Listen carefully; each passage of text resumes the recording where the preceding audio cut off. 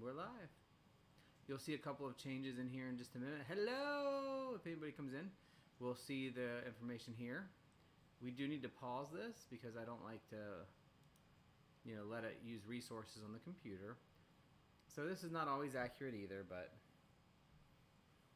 look, I got 5 copies of it now.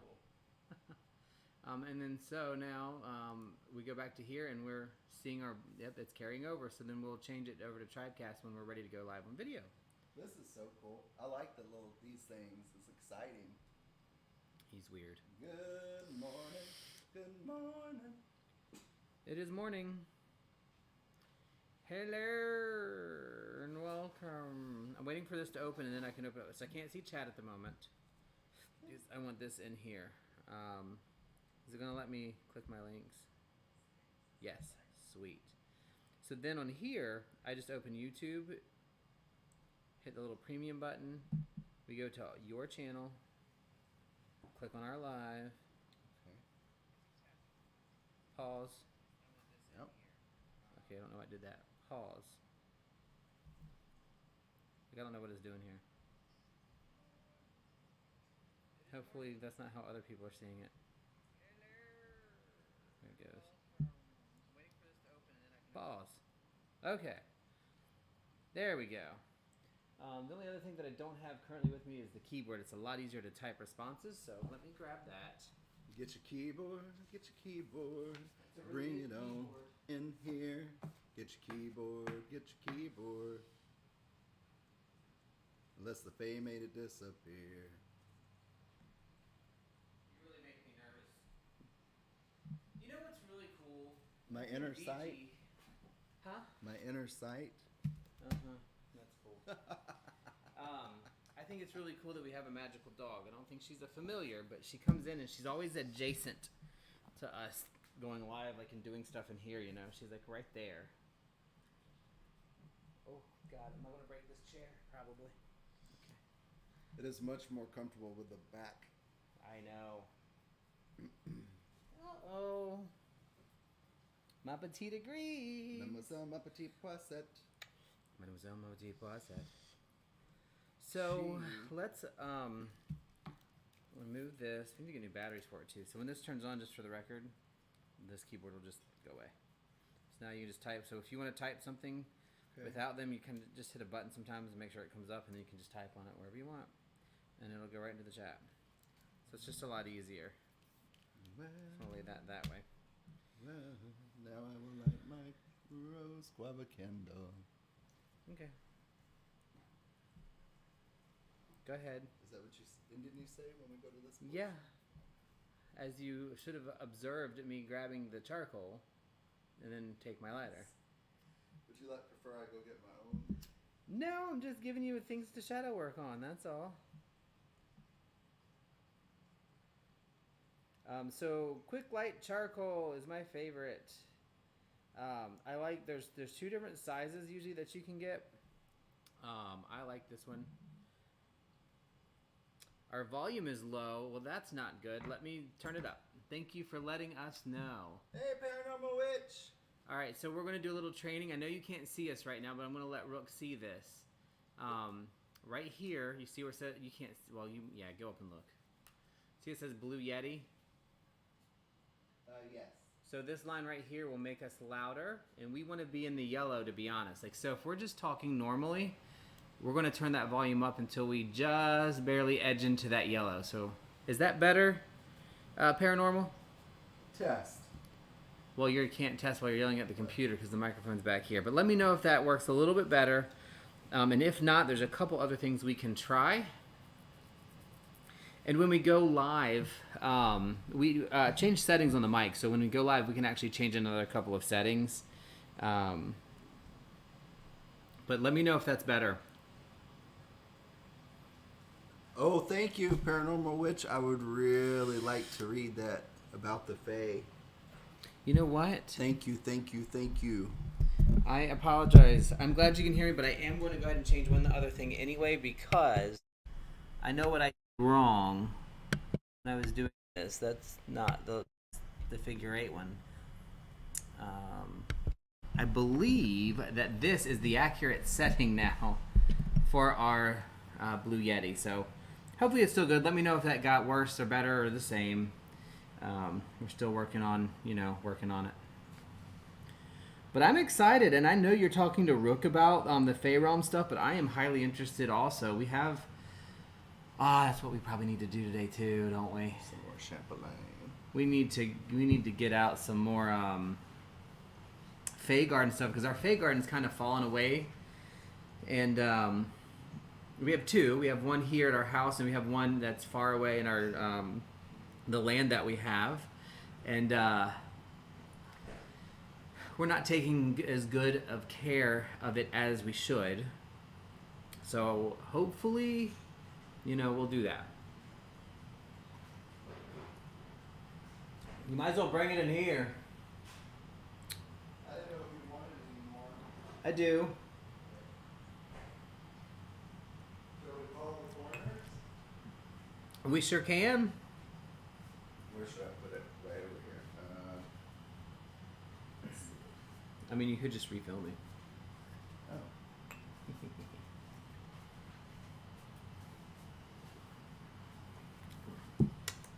There's nothing better than a light, bubbly rosé on a Sunday service.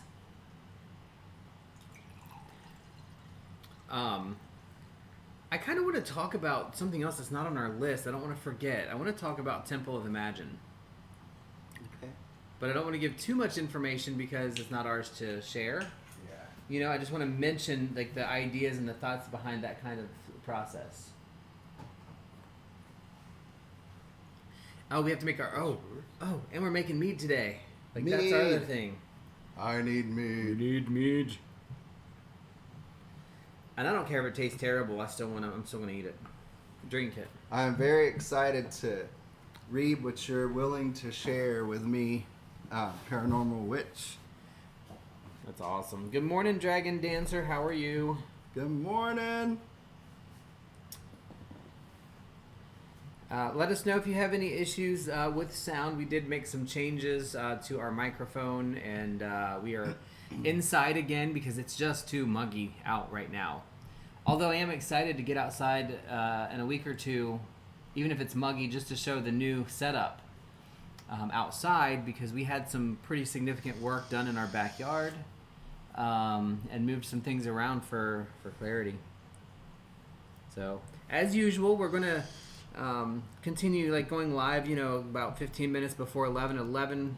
We'll start the video and start into our discussions. We're really trying to go with our discussions in a way that's a little more consistent. What? In a moment to light my incense. Yeah. Just to be more consistent and make sure that we're bringing something that's meaningful and hanging out to you guys, but we don't want to turn it into like a service. We just want to talk. So if you have any thoughts, ideas, anything at all, you can drop a message in the chat. We also are kind of reworking through our Discord. We do have a Discord. It's been open for a couple of years that we do a lot of sharing in. We have not really opened it to public very much, so we're going to get that link together and see it, put it in there. I know everybody's got 1,000 Discord access things, and it's just as fair, and we're just as fine using the Demon's Den, because I think that's where we actually do a lot of our witchy discussion anyway, in the cult corner down there, so that's always fun. But we do have a Pondering Pagans Discord that we'll throw in. We're going to go ahead and call our corners real quick before we turn our video on. And Rook, are you doing East? East and West, and I have something for Spirit, unless you want to do it. So that's fine with me. matter. Get a little bit of the good dragon's blood going. There's actually a local place the place I want to go that has dragon blood smudge sticks. Yeah, they have them at Mystic Moon. Ah, I'm not a big fan of them because they're dipped okay. and they can get messy, but they work. I mean, they're good. But anyway, go ahead. All right, guardians of the element of air, thank you for guiding our thoughts and communication. Hail and welcome. And to the guardians, watchtowers, or whatever it is you call to the south of fire, creation, creativity, and transformation, We welcome you into our circle today to join us as you wish and as you will and as you're able. Hail and welcome. Hail and welcome. Guardians of the element of water and ruler of emotions, the substance that takes the shape of its container, thank you for the balance that you bring to our lives. Hail and welcome. Hail and welcome. And to the north, the lovely place of earth and the things that are physical to us. Sometimes we avert to them because we don't want to be seen as, attached to the physical things that we have. But we welcome the representations, the watchtowers, the dragons, and all of the element of earth, as it is necessary for us to walk on the ground and to be lifted up and to be pulled down back to the earth and what is here and what is now. Hail and welcome. Hail and welcome. Gods and goddesses, we thank you for your love, guidance, and protection. We thank you for leading us through the darkness and into this place of sanctuary, this sacred grove. Hail and welcome. Hail and welcome. And we're going to light our blood moon candle, I think is what this originally was. And we're going to talk about that today. I've had a couple of people, well, before I even get into that, Dragon Dancer, dragon's blood, everything, like, I don't know what it is, but there's so many different kinds of dragon's blood. I don't know enough about it. I know a little bit about it, but man, the different kinds and the different scents that you get from different ones are amazing. I would love to see some of those things, other things that dragon's blood are used for. So if you're willing to talk about it, please feel free to share.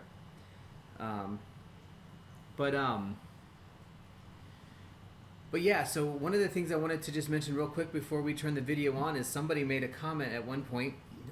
I will never call out names of people who make comments if it's something that, unless they want to. They can certainly bring it up. I'm fine with that. But they just made a comment about, why would we want to call circle before something like this? And I think it was an innocuous question. I think it was a fair question, and I like that kind of question. So if you have them, you should bring them.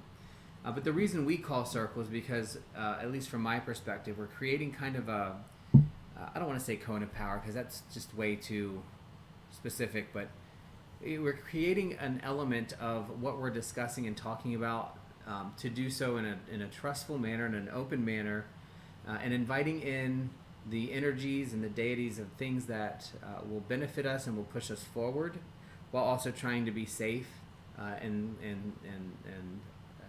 not discreet, but just magical.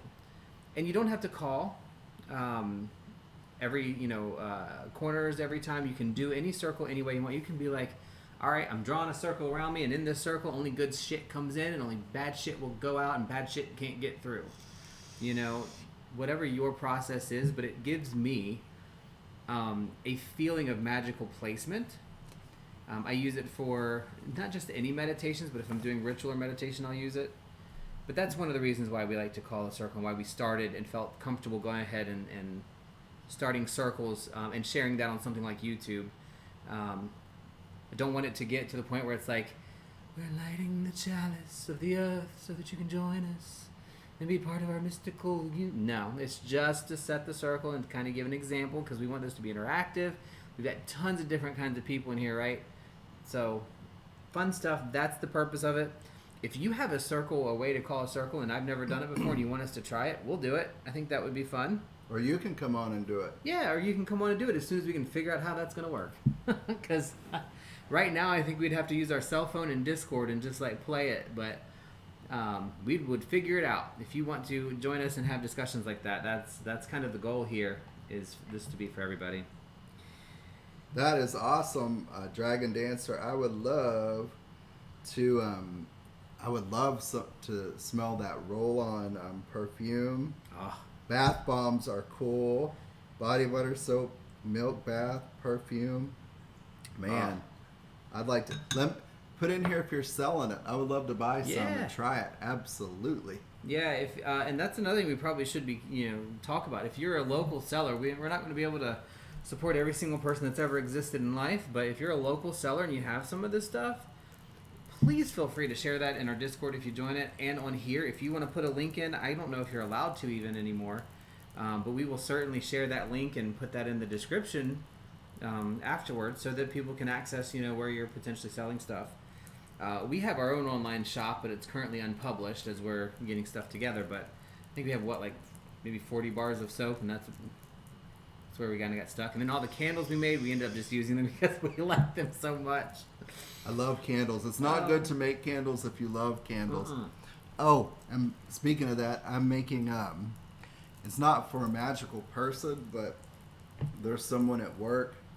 My maintenance director's wife makes us a lot of cakes every week and just brings them, like a Shirley Temple cake, an orange crush cake, these delicious cakes. So my exchange with her, I'm going to make her candle because she loves candles. And I was looking up because we're going to put herbs and stuff in it. She said that was okay. But I wanted to make it cool. And so I started looking up. I don't want to interrupt you because that's what we're trying to work on, shadow work, but you should go get it and show them. I will. I wanted to make put glitter in candles, and I quickly saw that that's not safe. It's only a very certain glitter you can do. Yeah. But mica, I'm not sure if I'm saying it right. I found this translucent MICO, I think is how you spell it. And I'm really excited to make it look magical. And the theme of it is Alice in Wonderland because she loves Alice in Wonderland. So, has anybody ever used paint or colorings in candle making or soap making like Mico or mica? I think it's MICO. I will go get. Now this is very raw, but it's the Alice in Wonderland theme. So let me go get what we got.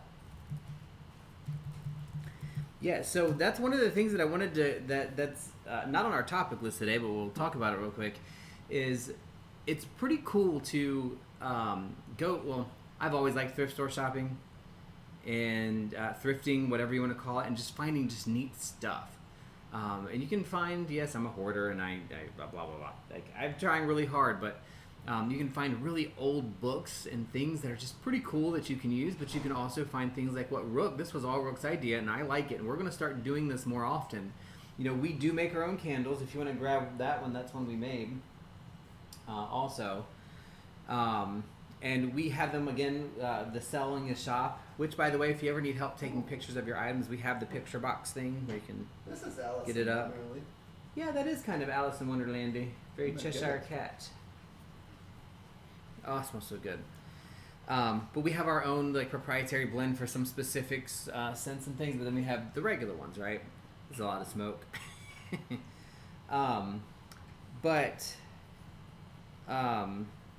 Going to the thrift store. Hold on, before you show. I want you to show it again. Going to the thrift store and using it to find things that will be part of your craft and things that you make. And we use craft as in witchcraft and things that we do ourselves as witchcraft, but then we're using craft as in that is a fun part of being a witch is craft. Yeah. And that was going to have to show them. Okay. Because I wanted to a little bit along and talk about them, and I will shut up. Oh no, this is what we're here to talk. So that's awesome, Dragon Dancer. Share it when you have it because we will put it up. We love candle making. Soap making is really fun. We make our own face wash and face creams and all that stuff. And candle making is a lot of fun. I'm big on the rollers, making rollers in different scents and stuff. I don't sell those. I kind of just make them for us. But it's fun. It's fun to imbue your own energy into something when you're making it and you're putting it together. So that's always fun. So we had for this lady, she loves Alice in Wonderland. So I've been looking for a while to find something that would be cool that I could turn in Alice in Wonderland D. We found a little teapot, not a real one, with a mouse. It's cute. And so this is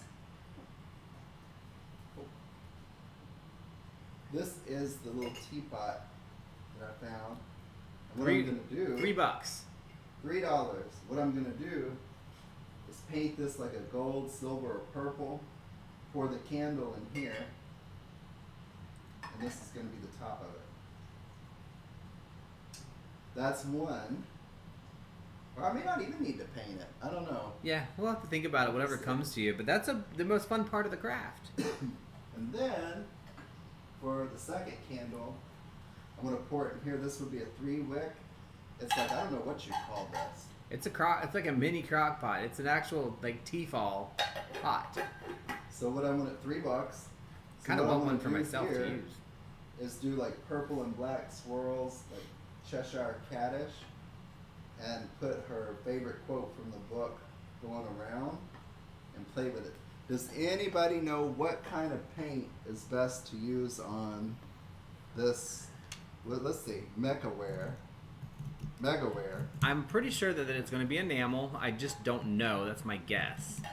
That when the candle lights up, that the heat won't melt it off or start a fire. That's my goal. But yeah, Alice in Wonderland candles. Now, Dragon, Shit. what did you break? Oh God, you messed the whole thing up. Sorry. Oh my God. Oh, What did I do? you turned it. You spun it. There you go. Well, nope. Come towards you. Technical difficult. That's perfect. Don't touch it. Actually, it's not perfect, but it's closer than you're gonna get. Hi, and this is my merman. Stupid. So I'm thinking enamel paints, but if anybody has any recommendations for that, that would be great. Joyce says it wouldn't be hot enough, so I think that's true. To me, enamel would be the one that you'd want to use, like just the generic kind of art paint. We'll let me make a note of that. Yeah, make a note of that. Enamel paint. And Dragon Dancer, it's not like we have this huge, large following. I can't say that we do, but we will be more than happy to share it. Anything, anywhere that we have access, share it, because that's the kind of stuff that I really enjoy. I enjoy like getting something that I make lots of, like, I don't want to say silly stuff, but I like lots of miniature things so I can give it to a whole bunch of people just because I like to make the stuff. And it's just fun to craft. So, you do what you got to do. Rook is on a roll, that's for sure. Well, in a lot of ways. You want me to show our candle? Yeah. I'm on a roll in a lot of ways of trying to work on stuff right now. Which we're going to talk about, actually. This container here, we got at Dollar Tree. Dollar Tree, $1. And then I don't we even made think it was our $1. wax. I think it was $4 for $1. 4 for $1.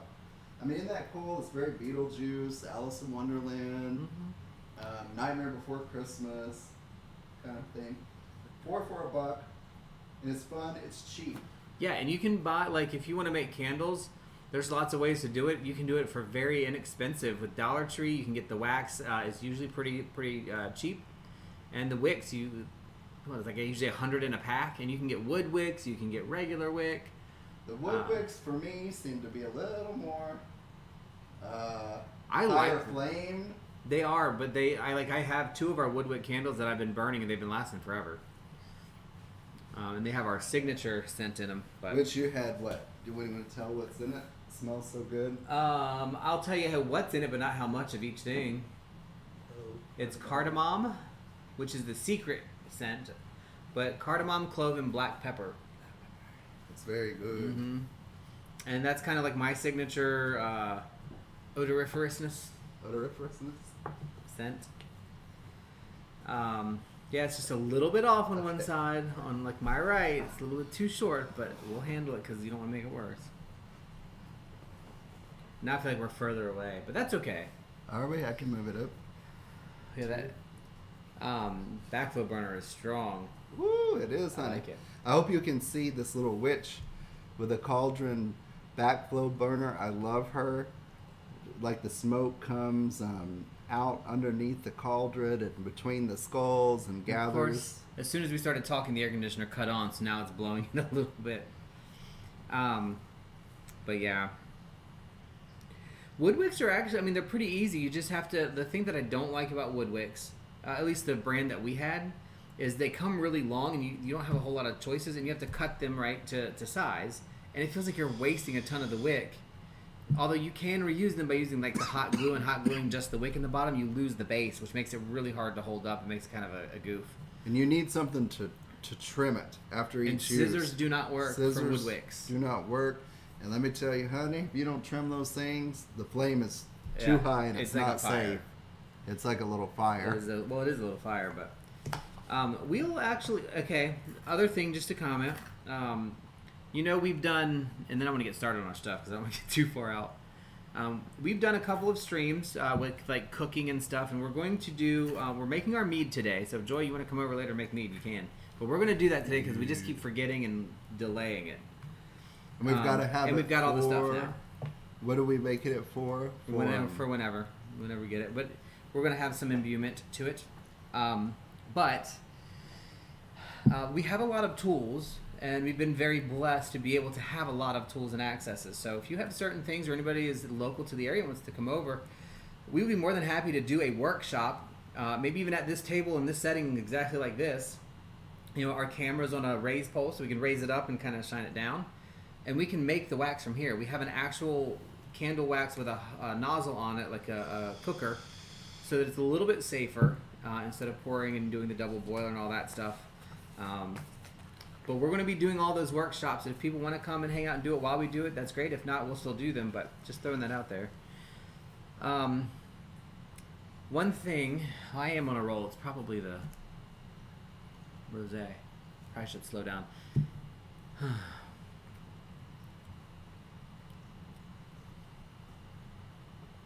All right. I am hyper. I don't know why, specifically. Don't spill my drink. We live in Cape Coral. Yes, and that would be awesome. Yeah, we're in Cape Coral. Literally right by, if you know where Pine Island is, we're right at the road that leads to Pine Island. That's our corner. Good morning, Ziggy. Happy Sunday. Oh, hey, Ziggy. We missed our Ziggy. I hope you are doing well. Hope you're doing. Glad you're here. Thanks for saying hi. Well, Paranormal, we do have a camera, and we do make our way to Texas because we have family there. One day, if we're out there, we might have to join up. Doesn't she go? Isn't she the one that goes to our Texas wood shop? Is that yes. 214-903. Whoop! 214-903. And there's a new one in Dallas, 978 or something weird. I don't know. know. There is this really super cool witch shop in, is it in Dallas? It is. And we just kind of randomly found it years ago. At least, maybe 6-7 years ago? Maybe even longer. It's like our first stop after the airport. Anytime we go. And it's just like an old house that's turned into a witch shop. And I could spend days in there. Yeah. She's got herbs. It's my dream shop, except she doesn't offer coffee. Yeah. But you got tea blends, I think, but that you can buy. They don't serve. They don't serve it. But yeah, no, we our kind of open invitation is Sundays. Like on Sundays when we do this, it's open invitation for everybody to come. And afterwards, like today, after this, when we stop, we're going to turn on our recording process and do the recording of the mead and what we're doing in that part of the process. We're only going to do one right now because we want to do 2 or 3, and I bought extra carboys for that, Joy. So I can make up to 3 gallons. I have 6 now actually. 6 1 gallons and a 3 gallon. So if we need to, move them back and forth or whatever, if you're not available today, which that's a really short notice, next week I want to make another gallon, or maybe even the week after, because obviously the dandelion's not going to happen. So we've got another one to make. I really want to make dandelion mead, but I cannot find a good source of the dandelion flowers. And I would love to pick it, but I don't know anybody that has the field of dandelions. Ziggy, do you ship? Do you have Zelle? I'm just thinking about that peanut butter banana bread. Wait a minute, what?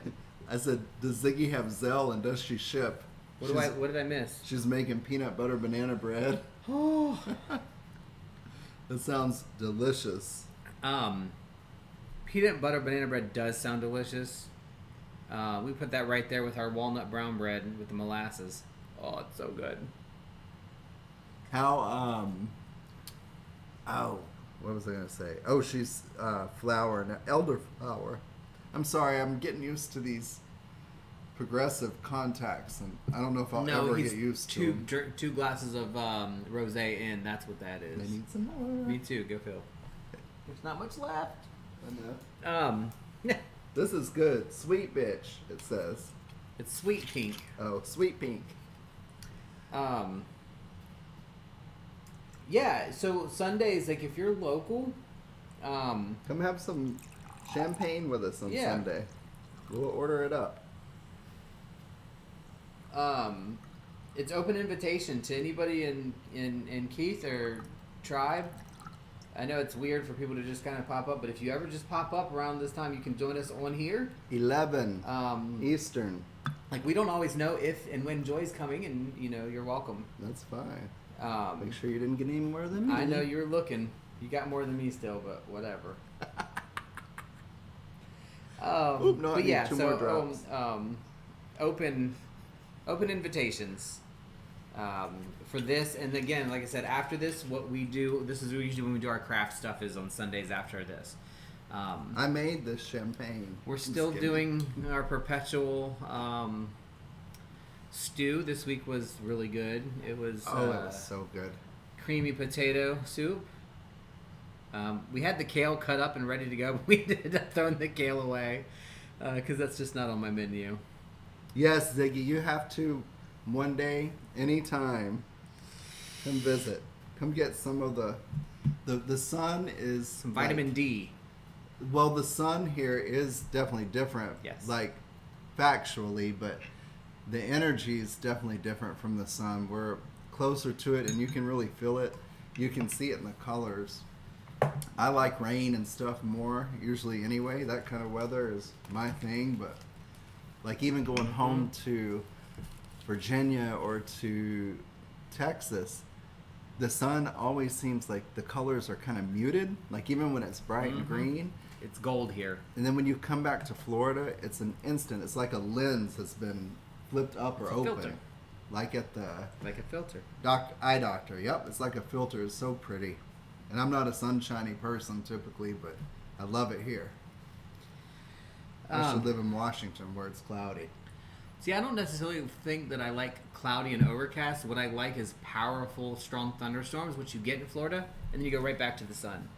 Texas has the best, and Paranormal Witch, tell me if you agree or disagree. Texas has the best thunder and rain and lightning storms of anywhere. I think you could work some really powerful magic in a Texas lightning and thunderstorm. Like in Galveston area, maybe, because they have a high number of lightning storms. But we have the most in Florida, like bar none, lightning storms. Yes, you are overdue for a trip. That's for sure. Something for solstice, yeah. So yes, we were actually talking about solstice right now. We have, what? Need some thingies? I just put some thingies on there. Oh. We need to, what was I going to say? Oh, yeah, so solstice. We're going to talk a little bit about solstice today, too, but,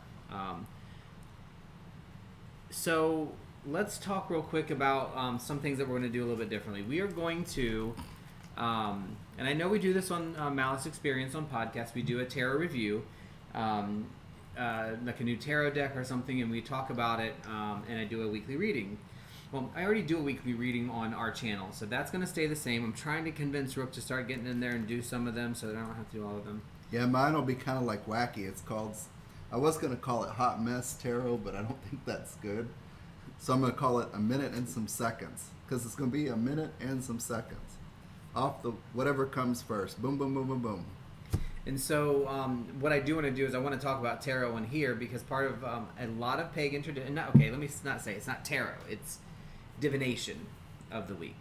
So it might be pendulums, it might be tarot, it might be oracle, it might be sound bowls, whatever it is. It's things that we can use for divination. And the reason I wanted to kind of do that on here is because I feel like divination is something that's really important to my craft and to being a pagan person, but I don't think of it in terms for everybody as in like seeing the future. 99.9% of tarot for me is self-reflection and finding ways that we can work through difficult times and difficult energy. And I am with you, Dragon Dancer. I think you should call it Hot Mess Tarot.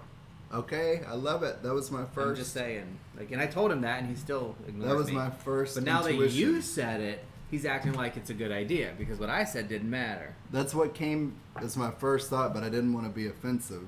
I didn't know if that would be offensive. Hot mess. But that's really what it is going to be.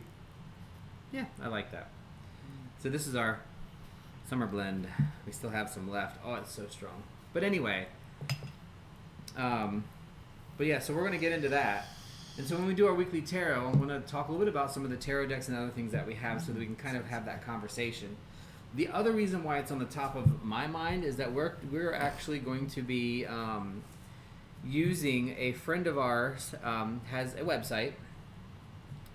It is private, so I don't want to give too much information because it's hers and hers only to share. I mean, I'm going to ask her permission if we can put it out there. But it's something that she's been doing for 10 years. And on there's a lot of very good pieces of information that are helpful. It's very similar to something I've wanted to do for a long time. And there is a tarot through shadow work through tarot like class or book that Rook and I are going to start working on and hopefully doing some videos for, where we're going to talk about what it is, what it says, what we did, and how we're working through and using tarot to help us do specific shadow work, because that's kind of one of the topics, one of the things we need to do. Jameson is absolutely acceptable at 10:30 a.m. on a Sunday because the universe has provided the skills, knowledge, and ingredients to make it. So I had to answer a question. But we're going to do that. That's going to be fun. Because we always have shadow work to do. Shadow work is not a one-time thing. It is a lifelong thing. But when you do directed specific shadow work, it's important. And I got to work on some much needed. Me too. Shit. Me too. So when we do, basically on Saturday morning generally, except this week, I didn't get to it. Saturday morning, we do the Set Tarot Day, which is going through some tarot and energies for the week. And then on Sunday during this little service, we're going to talk a little bit about the deck that I used, or something else at that point. Or if Rook does his Hot Mess Tarot, he will talk about his deck. If we don't want to talk about a deck, we may be looking at some other specific things that we use, like the dowsing rods. Thank you, Joy, for introducing me to that. Yes. Way cool. So what I don't want to do is I don't want to replicate what we're already doing on Malice Experience. So this is, I'm not going to do a read during this. I just want to talk about the tarot itself. And I'm going to use Vanna over here to kind of show the stuff on the camera, but I'm a little worried that he's going to kick it again. I shall not. I think I was just a little off balance. That was the mermaid that I was showing that caused that. Yeah, so this is what we're going to show. So we're going to talk real quick, 5 minutes, nothing long. Tarot of the Abyss. We've talked about this before. I've used it quite a few times. I mentioned on my weekly tarot that I'm probably going to make this one of my main decks. So if you don't know, Barbara Moore's Steampunk Tarot is my top deck, period, no questions, and that's just what it is. My second most used deck is Wizards, also by Barbara Moore. One of the decks that's competing for that, well, two decks that are competing for my top spots are Forest of Enchantment when I really want to do nature connection or meditation, and the Runic Tarot when I really want to get into my new interest or my new kind of focus in the Norse pantheon, because I don't know a lot about Norse. I've always really looked in the Celtic arena and learned, and I'm still learning and still want to learn Celtic, and but they do go together. There's connections between those two pantheons. I just have been really pushing with the Norse, has been really speaking lately, so that's coming to me. The dragons that we are looking at right now, when we get their lairs together, sorry, we will not share them again, but they are nestling into their homes for the moment. We are going to work on their lairs. Very powerful beings. So this tarot is the fifth one, and it is really coming fast, one that I use a lot more often than I thought it would, because I got Tarot of the Abyss because I'm like, I need something that's quote unquote darker, something that's got a little bit more depth to it than some of the other things I've been using. Come to find out that this certainly has that, but it is by no means abysmal or related to the abyss. Rather, it highlights the edge of the abyss from my perspective. Dragon Dancer can help with the Norse. Oh my god, absolutely. I really want to see if my friend will allow us to share some of the information. She has a temple, and it's very eclectic, things that she's put together. But it's got some really cool reading. I've got lots of new books. I'm going through all the mythology right now and kind of reading on it. I would absolutely love to have an entire Sunday service or 2 or 3 or 4 talking about the Norse pantheon. Seriously, that would be amazing. So anyway, Tarot of the Abyss, right? This is a pretty standard deck. It's very solid. It's borderless. Sorry. What? Oh my God, Joy. Yeah. Yes. A merman. Okay, I'm sorry. You sorry, okay? I'm done. Do you need a towel? Not a towel, but something to lean on. The thing, I love the borderlessness of these cards. I love how clear they are to speak. I love how there's some Rider-Waite nuances to it, but they're really modern. We'll show these are actually the 3 cards from my last read in order of my last read. Let me just make sure. Yeah. So the last read I did, which was this morning, actually, if you show them from top down, face up. 5 of Cups. So if you haven't seen the weekly read today, it is posted on our YouTube channel. But you can see, like, clearly when you look at that 5 of Cups, if you've never read tarot before, Rook, what would you see in that card? She looks desperate down. Mm-hmm. Some of the cups are Just spilled. looking at the negative, the bad part. Some of the cups are spilled Some over. of her spilled. Despair, her head down. She's holding onto her head. She looks hopeless and helpless. You immediately see the struggle and that there's a potential for regret or discord or something that she's feels guilty about in that card. Like, you can't miss it. But not all the cups are spilled. No, not all of them are spilled. There's some left. Maybe just the ones are emptied that needed to be emptied. Very Who knows? observant. Yeah. I hope y'all can see any of this with the glare. It looks really good the way you're holding it. 3 of... I can never say this word. 3 of Swords. 3 of Swords. It should be S-O-R-D-S then, if that's how you're supposed to say it. Well, you English can't sucks. say wands, so don't tell me about how words are spelled. 3 of Swords.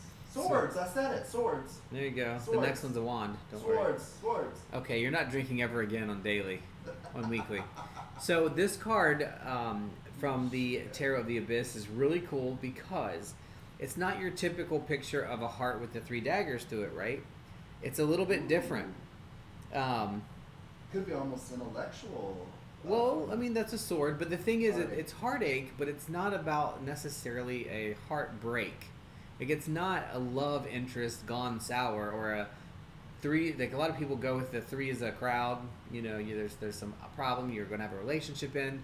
It probably, maybe, depending on the other cards. But if your first card is a 5 of Cups, maybe. But our 3rd card ends up being a wand, and so this is getting to a regret of something you wish you should have, could have done. And so the heartbreak is the self-infliction of pain and discomfort from not doing what you wanted to do. It could be Pentacles. In this card, and the reason why I like the Abyss is that it's the heart. To me, when you have the 3 swords through the heart, it kind of makes it about heart, and it's not. It's about any kind of heartbreak. It can be heartbreak over the loss of somebody, heartbreak over the loss of something. You know, we get hurt when we lose things that are meaningful to us. So it can be a lot of different kinds of heartbreak, and that's why I love this deck, because it speaks clearly to the underlying message, which means this is the deck I'm going to use for my tarot shadow work, for sure. No question. But anyway, so that's that one. It is amazing. Like, 3 of Wands. Oh, I said it. Wands. Wands. 3 of Wands. Oh, dear God, help us. Not wands. Wands. Wands. Okay, I can't say That's that cute. word. I have to read this to you. I'm going to read chat, and I'm not making fun of you. I promise. It's just, I like the way it is. Joy says she really likes this deck, and I remember we talked about it, and then that Heather would love it. Enter Dragon Dancer. Dragon Dancer is Heather. That was cute. Yay! I knew who she was, but I didn't want to say her name. She said it, yeah. Unless she authorized. Even though every single time at the beginning, I'm like, I have no clue who that is, and like halfway through, I'm like, I know who that is. I don't know why I keep saying that. That's Heather. But anyway, so that's the five. You're still the Three of Wands, right? No, I'm on the Three of Wands. Yeah. So this was the third card. The Three of Wands is a little bit of a happier card on this whole thing, but this is like I don't want to say the action card, but it's really like the introspect, look through, pull out, get everything together and move it. There's going to be a positive outcome if you spin it all together. But anyway, so these cards, the borderless, I love. The monochromaticity. Monochromaticity. The fact that they only have black and white. Monochromaticity. Is nice. And it's just, they're the most, to me, some of the most gorgeous basic cards that there is. And by basic, I just mean they're limited, but they're so expansive. I don't know what it is. There's something about this deck. I'm not saying I don't still love the Runic Tarot. I do. It's great, and I'm using it. But to me, the Runic Tarot is a little bit more fire. I get fire from it almost every time I use it. And I would rather get a little more balance. And I feel like this one gives me a little bit more balance. I gotta look at this now. So that is kind of what we're going to do with the tarot each week, is just talk about a deck or two and kind of share it with everybody so that they can see it and kind of just get some thoughts on it. If you guys like it, if it's something that's worthy of the use, because I have officially hit 250 plus decks. No. And I have like 9 more coming this week. How many? Don't judge me. It is what it is. Well, the other thing, too, is people are really interested. Oh, that's gorgeous. You see it? Oh, she's beautiful. I'm not going to share it without permission. And it's a he, I think. Oh. My guess. I can't really tell. My phone doesn't have good detail, and he's blowing smoke in my face. Like, literally. But, yeah, so that one kind of makes me cough a little. That's the tarot of the week. So next, that's going to be a consistent thing, I think. And if you guys have an idea of something different, just like throw it out there. We'll kind of move it over and do something a little bit different. Oh, that's amazing. And see, that's the thing. Like, there's so many decks that are just out there that people use or don't use, and there may be things I don't like. But I want to highlight them so that people can find the deck that's right for them. And I think that's kind of like one of my things is finding the right decks for people. But anywho, topic number 2 that we're going to be consistent about, maybe every week or every other week, but not, it depends, because there's not going to be a way to talk about them every time, I don't think. And Paranormal Witch, nothing wrong with that. Look, your manifestation and your tarot right now, your divination, that's you getting school done. Tarot will be there for you, and it will be there, and it will not be going anywhere. So, but our second topic is Sabbath. So we want to get into a habit of talking about the cycles because, again, from our perspective as Pagan, we really want to make sure that we're reattuning ourselves with the cycles. Right? That's kind of what most of this is about. We have disconnected ourselves from the land, from the harvesting, from all the things that made us human. Totally. And it's sad that we have to put so much energy into getting back into connection with it, but we do, and that's where we are. Yeah. And so Sabbats and Esbats are the next 2 topics that we're going to continue on that conversation. I read a book that talked about that, and they call it that shift of what's really important, the world of agreements, and that people have told us so long what's important, work, email, instant communication, and it's just not technology. Technology has benefits, but one part of my shadow work I'm going to do is try to not spend as much time on Facebook and stay on things that are quick, like Instagram, and those things where you can see quick positive things and then be done and not see like a whole conversation of negative or whatever it is. But the world of agreements, I like that term, is because it's what we've been taught to think is important. Instant. Now. Technology. Now. And when we talk about shadow work, I want to touch back on that subject because it's that now that we hold ourselves to as a need. And then when we don't meet it, then we beat ourselves up when it never should have been the priority in the first place. And that's one of the things that I'm learning through my own shadow work. And again, I don't think of shadow work as a single thing. It's a process. It's a lifelong event. But taking an active role and directed role at doing it is helpful at times when you're kind of spinning out a little bit and you want to redirect where you are. But so getting back into those kind of those cycles, we're going to talk about Sabbats, right? So it's the next Sabbats that comes up under many names, and I'm going to ask Joy if she can remind me what the Druid Festival. The Druid Festival is, yes, because I cannot remember off the top of my head, but many call it Letha. And we're looking at, there's solstice and there's equinox. Remembering equinox is the equal times of the year, and solstice is really like the extremes, right? The longest and the shortest.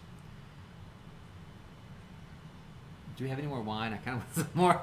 I do. We definitely have wine. Like a light white wine. Okay, I will check. Find the lightest white wine we have. Talk about Letha. Tuatha De Danann. That's not the same thing. I know. Oh my God. I'm going to go away from chat for just a minute because I want to look up something real quick. The last thing I searched for was if I cook a crock pot with too much milk for too long, will it curdle? And yes, it will. But I'm telling you, the sausage soup that we made this week, well, I take out the sausage. It's potato soup because it was what I'm.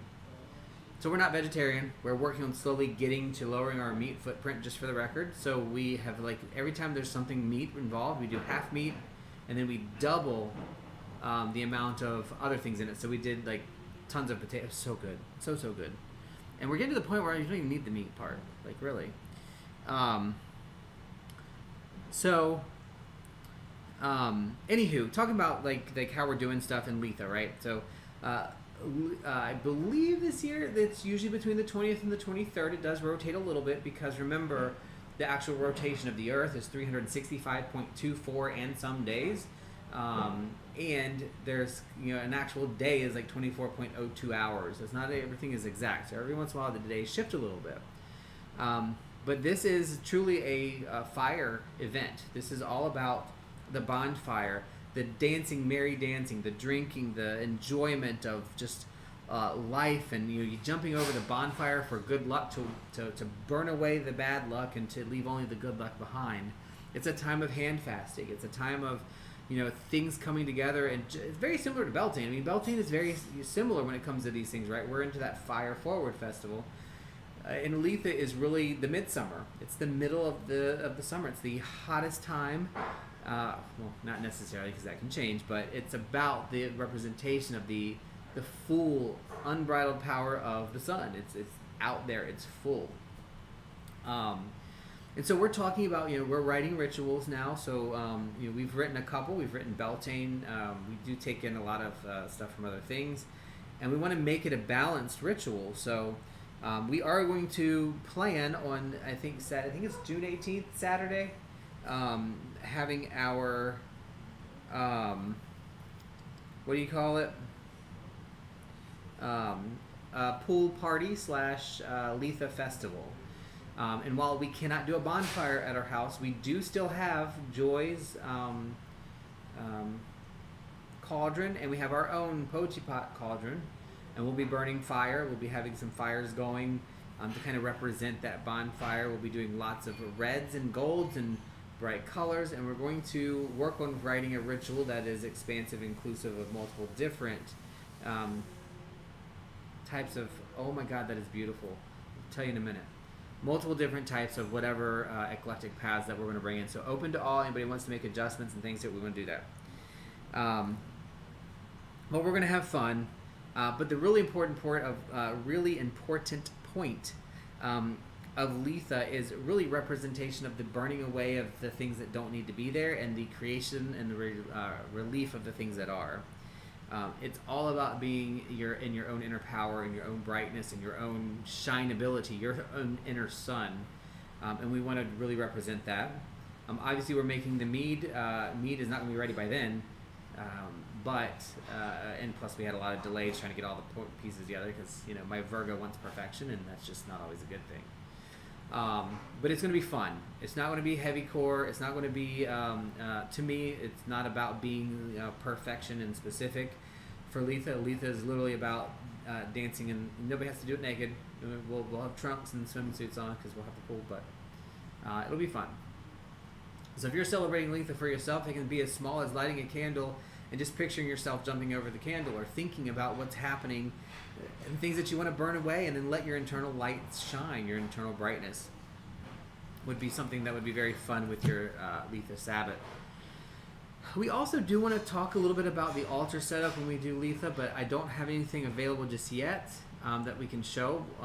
What we do and what we have done when we do any type of celebration at our home or even out, with Joy and the group and wherever, there's always an altar set up, and people bring independent things. They want to feel good to that part of the process. When we did our silent supper, people brought over things for memories and put it on our altar, and we had the altar set up outside. That will stay. We're going to keep that. But if you want to set up an altar for yourself, if you have the space to do it, you would include things that bring light to you, that make you feel lighter, both in like being shining and in being just happy and forward, and feel like I'm burning to do good. I'm burning, like I feel this fire inside of creativity and joy. And that's what Letha is really about. A lot of simple ways to do it, a lot of really intent ways to do it. I don't think either is wrong, but it is fun to celebrate, and it's even better when you have people. Anything you want to add on Letha?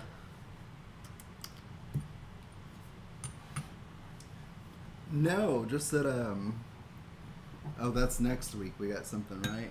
Next weekend is the moon, but... Yeah, we haven't got that yet. That's Esbat. They're next. No, for Letha? And I'm booning our Mern blend. I'm burning our moon blend right now. No, I want to research it. And of course, we probably want to do some kind of ritual. Yeah, well, we have partial stuff ready. We have the lore ready and written, but now we want to actually write the ritual.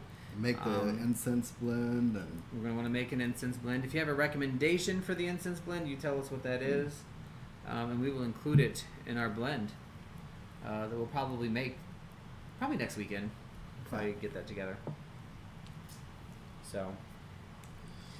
So that's our Sabbath discussion. We're going to, next week we'll bring it up. We might repeat some things. I don't know. We might ask you, what's your thoughts? Thank you, Joy Albenheffen. Albenheffen. So what we probably should do is let's get, because we have the Albenheffen ritual for the Obad. Let's get that and let's kind of merge it in and pull it in with the stuff we already have. And pull them together. I think June 21st, is it a Tuesday or June Friday? June 21st is a Tuesday. Tuesday. So I'll be at work. Well, actually, I'm off that day, but so we're going to do the actual ritual, I think, on the 18th. Before, yeah. Okay. Yeah. I prefer when you have to do a ritual off the day, you do it before than after. I don't know why. Yeah. Because before it means like you're getting ready for that day, and afterwards it feels like you missed it. I don't know. It's weird. Yeah. Cool. So now we're going to talk about Esbats, and I'm going to be quiet a little bit. Esbats really is any celebration. Moon. Oh. No, not moon, but any celebration that's off time from the actual. Let's make sure there's no heat coming over here. Is it okay? Yeah. So an Esbat can be a ritual for anything. It can be, it's any time that witches gather to have a ritual for whatever reason. But Esbats are one of those times we gather, so that's why moon Esbats are a thing, right? But an Esbat isn't just moon, it's any celebration. So our third topic that we're going to try to be consistent with is the Esbats, like I said, and so we're going to talk about the full moon. I'm going to turn it over to Rook for a minute to talk about the ritual and the experience that he had and we had on the full moon and the lunar eclipse last week. So number one, whoever saw it knows, and if you didn't see it, you could still feel the energy. But that freaking full moon was bright, beautiful. Hit like a dump truck. And then with the eclipse on top of it was some powerful stuff. And then Mercury was in retrograde and all that, but man, just the energy. I don't think you would have had to have done anything to feel that energy. But when you do something, no matter how big or small it is, you can really feel it. And that was, it was kind of hard staying up until, then when the eclipse started around 10:30 and then lasted till like almost midnight, and it was full, and then it started It was worth it. going back. That was just something else. And I think we have another lunar eclipse like in October. We have another one this year. And so it's really cool to observe it and to feel that energy, because I don't think we'll have another one for a while. Probably not. Might I think it's have like over a year for the next one. solar eclipse, but we also have Or a solar partials. eclipse this You year. can have partial eclipses where the eclipse kind of comes in at the side, and But man, that full total. Yeah, and that was to me was really cool. I'm glad I it didn't work out the way I'd originally wanted it to. I'd never done a ritual like for a group of people. It's always been us.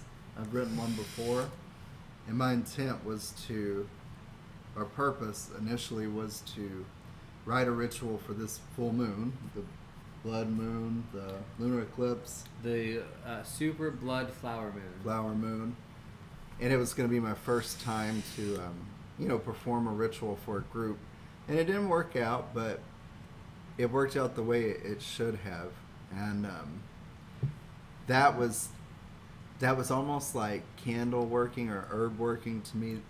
Doing a ritual, writing one, that process was just freaking awesome. So just for the record, I want to throw it out there for anybody else who's listening. I'm sure they can see it in chat, but that's 2025 next full lunar eclipse. 2020. Wow. So Yeah. look, do something if you can, or go out and It's look worth at it. it in October, because it is totally worth it. So the writing a ritual, it was so much fun, and then it's literally your creativity. So I would be on the way to work and at a stoplight, or pass by something and think of something in my head, and had to pull over real quick to write it, make a note on my iPhone about it. But just the whole process was a lot of work and so much fun. You kind of get these ideas when you're creating it, and it leads like down other things, and you have to look up and research and tie it in, because you want to make sure you're accurate if you're saying something specific. But it was a great process. Anybody who hasn't, I encourage you, write a ritual, even if it's just for you to do on your own. So I was not allowed to do this ritual because of certain things in it. They didn't agree with that group's practice. But one member from the group, I focus on the positive. One member from that group, when she knew I couldn't do it, said, "Hey, you're going to do your ritual. Jump on my Zoom whenever you're available, and we'll do it." And that's just the kind of person she is. She is a good, non-judgmental, open person to all paths, truly eclectic. I think that meant a lot to me. It meant a lot to me, and I wasn't even my ritual. Just the fact that she's like, "No, you spent the work on this. You deserve to deliver this ritual, and you're going to somebody." And I know nobody can tell you what to do, but it was great for us. But we've done that before. You were really excited about doing it outside and having other people's input, because you can't always go off my input, and having that, and it was just, it was one of it was a moment that I was very proud of, being a part of a pagan community, which I have a lot of those lately, but that was a good one. But the fact that she did that as a part of that group that didn't agree necessarily, it meant a lot to me, and it was really probably more meaningful to do it with her and this guy than it would have been to do in the whole group anyway. This guy? Yeah, you're drunk. But Joy looked at it for me. Thank you. Oh, yeah. The changes that you suggested were taken and made, and really made it flow so much better. It did. But it was an awesome experience. So the whole point in all that talking, and I'm working on that, being focused in my thinking and talking, it's just that if you can do a ritual, no matter for what it is, do it. Yeah, it's a do lot it. of fun. It's meaningful, and it's really a good process and thing to experience. 100%. And so one of the, like, for me, we did the ritual on the full moon, the lunar eclipse. We grabbed our blanket and put it out on the front lawn because it's easier to see on the front for us. And we took out our blend that we made, which we're burning some of it right now because we made way too much. And were we talking about this last week when we were making it? I can't remember. I feel like we might have been. I'm sorry, I got distracted. Our moon blend. I have issues. I feel like we had talked about it on stream. I don't know, but so this is our moon blend that we made specific to for the lunar moon, really, for the lunar eclipse, and just went outside and literally just watched it. And as it started, there's a before, during, and after. Joy mentioned this earlier to me, and when we were talking, and it's true. That's the magic of initiation, engrossment, or what do you call it? Not parody.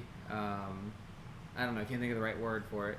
And then the post season or the post process of the moon, and it's very similar to, in my view, of the waxing, full, waning, new, waxing, full, waning, new, and it's the same idea magic wise. With some differences, and those differences are important. But the ritual itself was just us outside, going through the meditation and listening to the ritual, and then enjoying seeing things go from being extremely bright to pitch black. It was like the sun at first. It was so like... But bigger, And right? when you go outside during a full moon, and you sit out in it for a minute, and you identify and you realize what's around you, and you see all the things that are there, and you enjoy them in the light of the moon creates that contrast. And then when you are doing that during a lunar eclipse, to see that contrast so quickly in such time, because when you see a full moon, you don't see the new moon for 14 days. Like if they're opposing cycles, or 28 days, whatever it is. You know what I mean? It'd be 28 days. So it's the opposing cycle, and that's really the difference. When you do the lunar eclipse, you see that magic come and go right in front of your face. It reminds you of fleeting moments. It reminds you of the fact that changes happen whether you're ready for them or not, whether you know them or not, and they fleet. They're gone. They're there. They're gone. Yeah. And it's just a reminder. It was a beautiful ritual, beautifully written, and we really, really, I don't know, that was just probably one of the most magical things this year for me. It also reminded me of, look, just because you can't see something, there's things that are there, whether it's in yourself or in others. Well, you can always pay attention to your own mind, own heart, gut, intuition, and pay attention to those feelings. And you can feel like the thing that's the most cool. So, just before even all that, the moon itself, whether it's full, quarter, 3/4, half, whatever. I love looking at the moon. And one of the things that's always in my mind when I'm looking at the moon is, this is the exact same moon that ancestors saw at this time of the cycle. They saw the same thing. They were looking up the same way as we do at the moon. They saw the same intricacies. They saw the same dark spots and light spots, the same penumbra, the same redness, the same cast, the same shadow that we see thousands of years later. And so that's it. When you look at the moon, to me, you are literally looking at your ancestry. You are looking back in time, and you are experiencing things that are experienced. And so with that, when you are in a total eclipse, and you're recognizing what we know now versus what we know then, and thinking that now we know what we need to know, right? We know that that's the Earth being in between the sun and the moon. They didn't.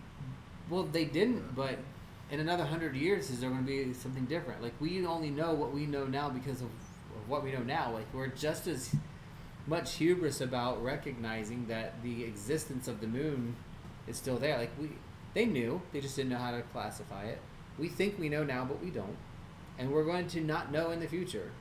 So being aware of those differences is important. And looking at the moon, like during a lunar eclipse, and identifying that it goes dark, yet you can still see it. Like, that's magic. Yeah. And sure, we know that the sun is on the other side of the earth, and it's the earth that's blocking the moon, and the bright side of the earth is the opposite of us, right? Because that's how the lunar eclipse works. But that's only how we understand it now based on the information we have. 1,000 years from now, 10,000 years from now, we might find out that it's a Jotun holding a flashlight on the other side. You know what I mean?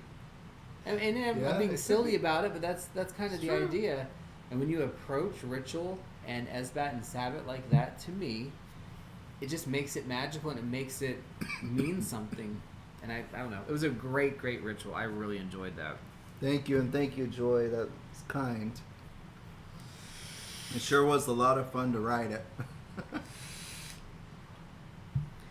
Feel free to share, Dragon, if you want to, about your experience either here or wherever. I mean, if you can. I'd love to hear it.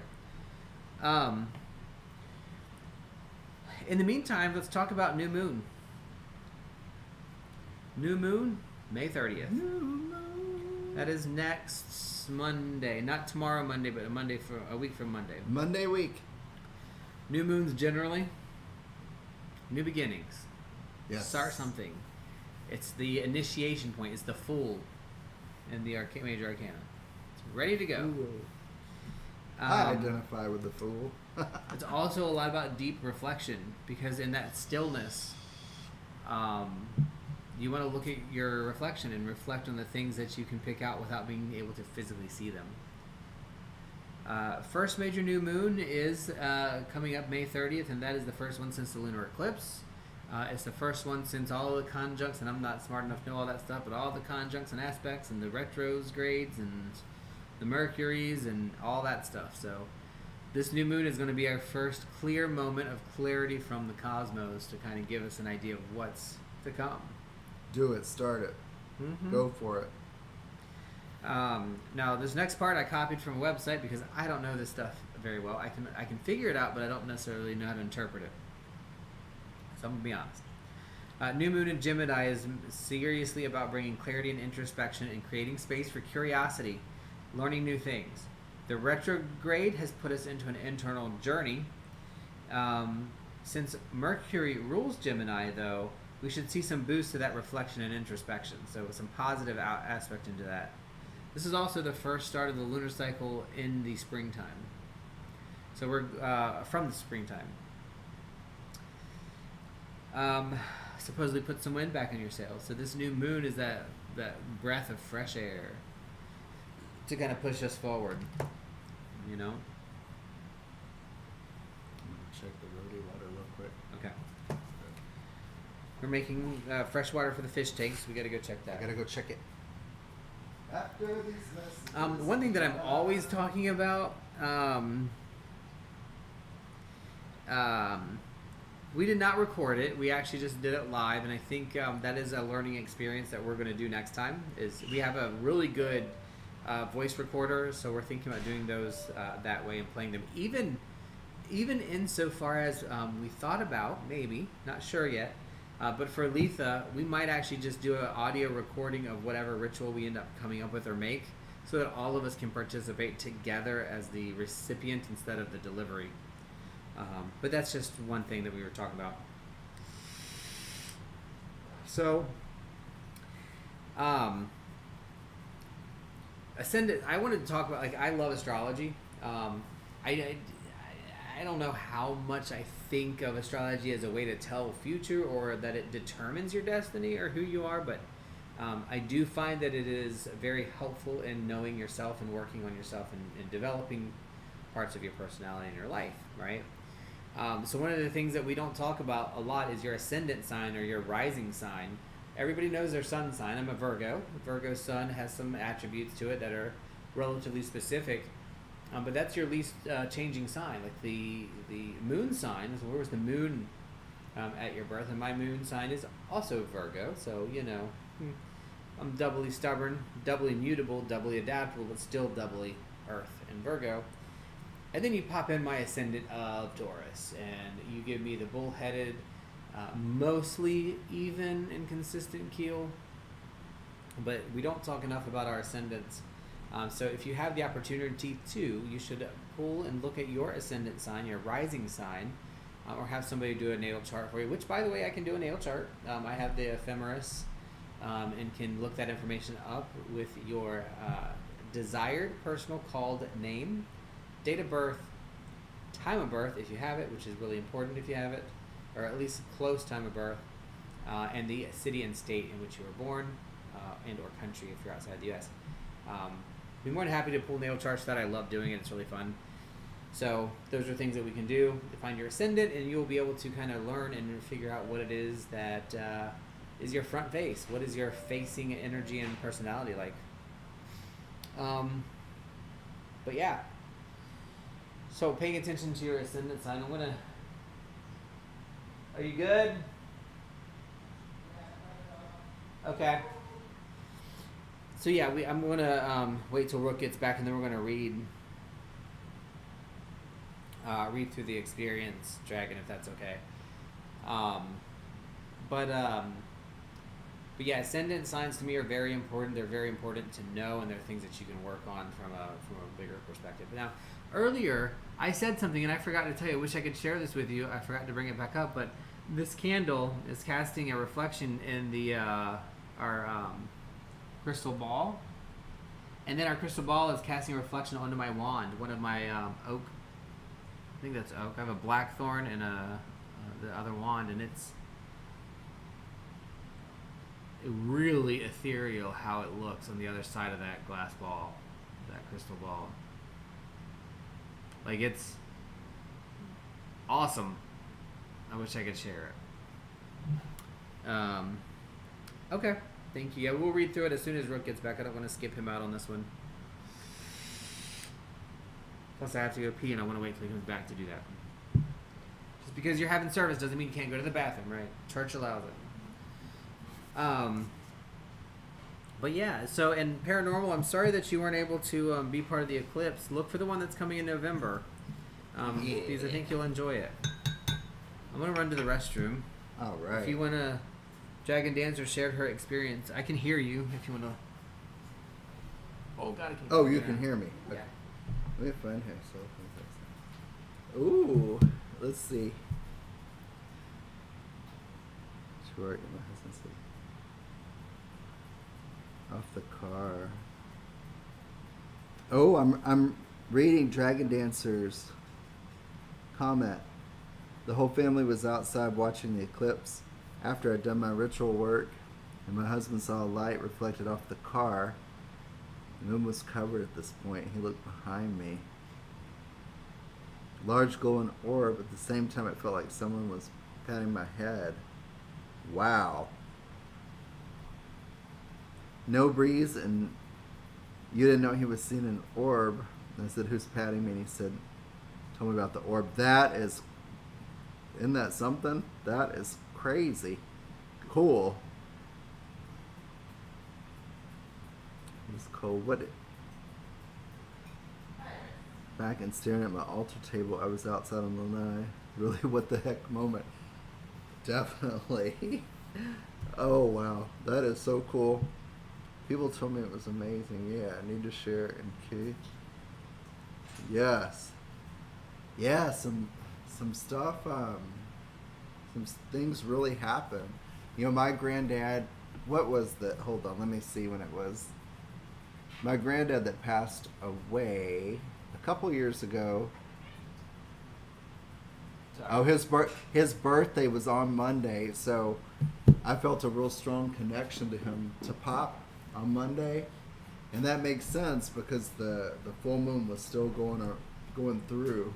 So that was my experience, but everybody had something pretty cool going on that was able to witness it. That is awesome, Dragon Dancer. And Miss Joy.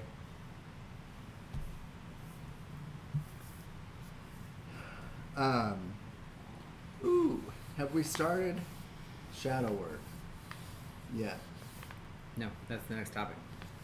So, gosh, you know, we really, Salon and I are really going to start this shadow work journey. And for me, and probably a lot of people, 1 in 5 people in America have anxiety, and we've normalized it to think, oh, that's okay, or don't say something, or people think you're crazy or weak or whatever. But so for me personally, I'm trying to work it through the anxiety through shadow work and other means through changes. But if you put down or just keep, push that anxiety down, or stress or depression or not feeling right down for long enough, it's going to cause a lot of trouble. Mm-hmm. For me, it's been worse since COVID hit for over 2 years, and just the job I have. Like in 2020, I still haven't recovered from. We literally did not have a day off from March through September of 2020. I mean, that's working all day, at night, weekends, putting up these barrier walls. Shit was changing every day. I remember working until like 1 or 2 in the morning, and then being back on at like 5. Yeah. It was a mess. But on the other side of that, people that weren't in healthcare, or maybe that were, you dealt with being isolated from family. You couldn't get supplies. You couldn't see anywhere. And that's weird, humans, we're social people. We're not designed for this. So we're not designed to be isolated from other people. And it affects different age groups, different ways. Like kids, I can't imagine being a parent. Vici, what do you have to say? Tell me so I can communicate it. What do you have to say, baby? She wants to talk. She has a message. Tell me and I'll tell them. Okay. Vici said that for young kids and their parents, that had to be a real big struggle, Above her. when kids couldn't go to school, and then a parent had to. I'm telling them, had to decide to go to work or stay home with their kid, or they're going to leave their kid at home and be worried about them. I can't imagine. And then people our age, 40s, late 30s, 50s, had to deal with working at home, which I actually wouldn't mind that part after what I went through, but changes in the workplace. Elderly people, again, cut off from their loved ones, being more susceptible to COVID and possible harmful effects. What is your deal? It's time for a VG love, apparently. But that whole stuff, I think, just made it special. Worse for me, and some anxiety and things that I've been dealing with, and I'm kind of taking some time now to work on that and through different means. But I was just saying that to lead into our shadow work. Mental health's important, and I don't think we put a lot of, as a country, a lot of focus on the importance of being mentally healthy. Again, that goes back to the world of agreement, where everybody's telling us what's important. You got to have the biggest, the fastest, the best, the next. You got to get a new car, whatever it is, every 2 or 3 years. No, you don't. You really don't. Ooh. All that matters is that you're healthy and happy in what you're doing. Doesn't matter what anybody else is doing or has. I wish you guys could see this dog's face between us right here. She's so cute. But you're right. I mean, it's well, we'll talk about mental health separately, because I want to talk about shadow work first as a spiritual thing. It's been a very hot topic. I've been watching Malik's experience. It's something we're talking about a lot. Is that traumas and healing through traumas and working through trauma. But I think one of the things that for me that shadow work does is not just trauma. It's not about traumas specifically. It's about working through those things that you may not agree with about yourself, or you may not like that's a part of you. As we work through from like a psychology standpoint or a Jungian standpoint, a lot goes into making your shadow. As a child, things that you've experienced or that you did or didn't get, or needs that were or were not met, can really affect you know, your adult self and your shadow self, and you have to reintegrate the shadow in to who you are. Now, for me, it's not just traumas. I'm sure, you know, there are traumas to work through and there are things that you need to work at, but shadow work is more than just trauma management or PTSD management from a psychological standpoint. It is becoming okay with you being who you are with your flaws. It's, you know, no matter how much of a trained monk you are, there is a high potential that something's going to piss you off and you're going to lose your temper.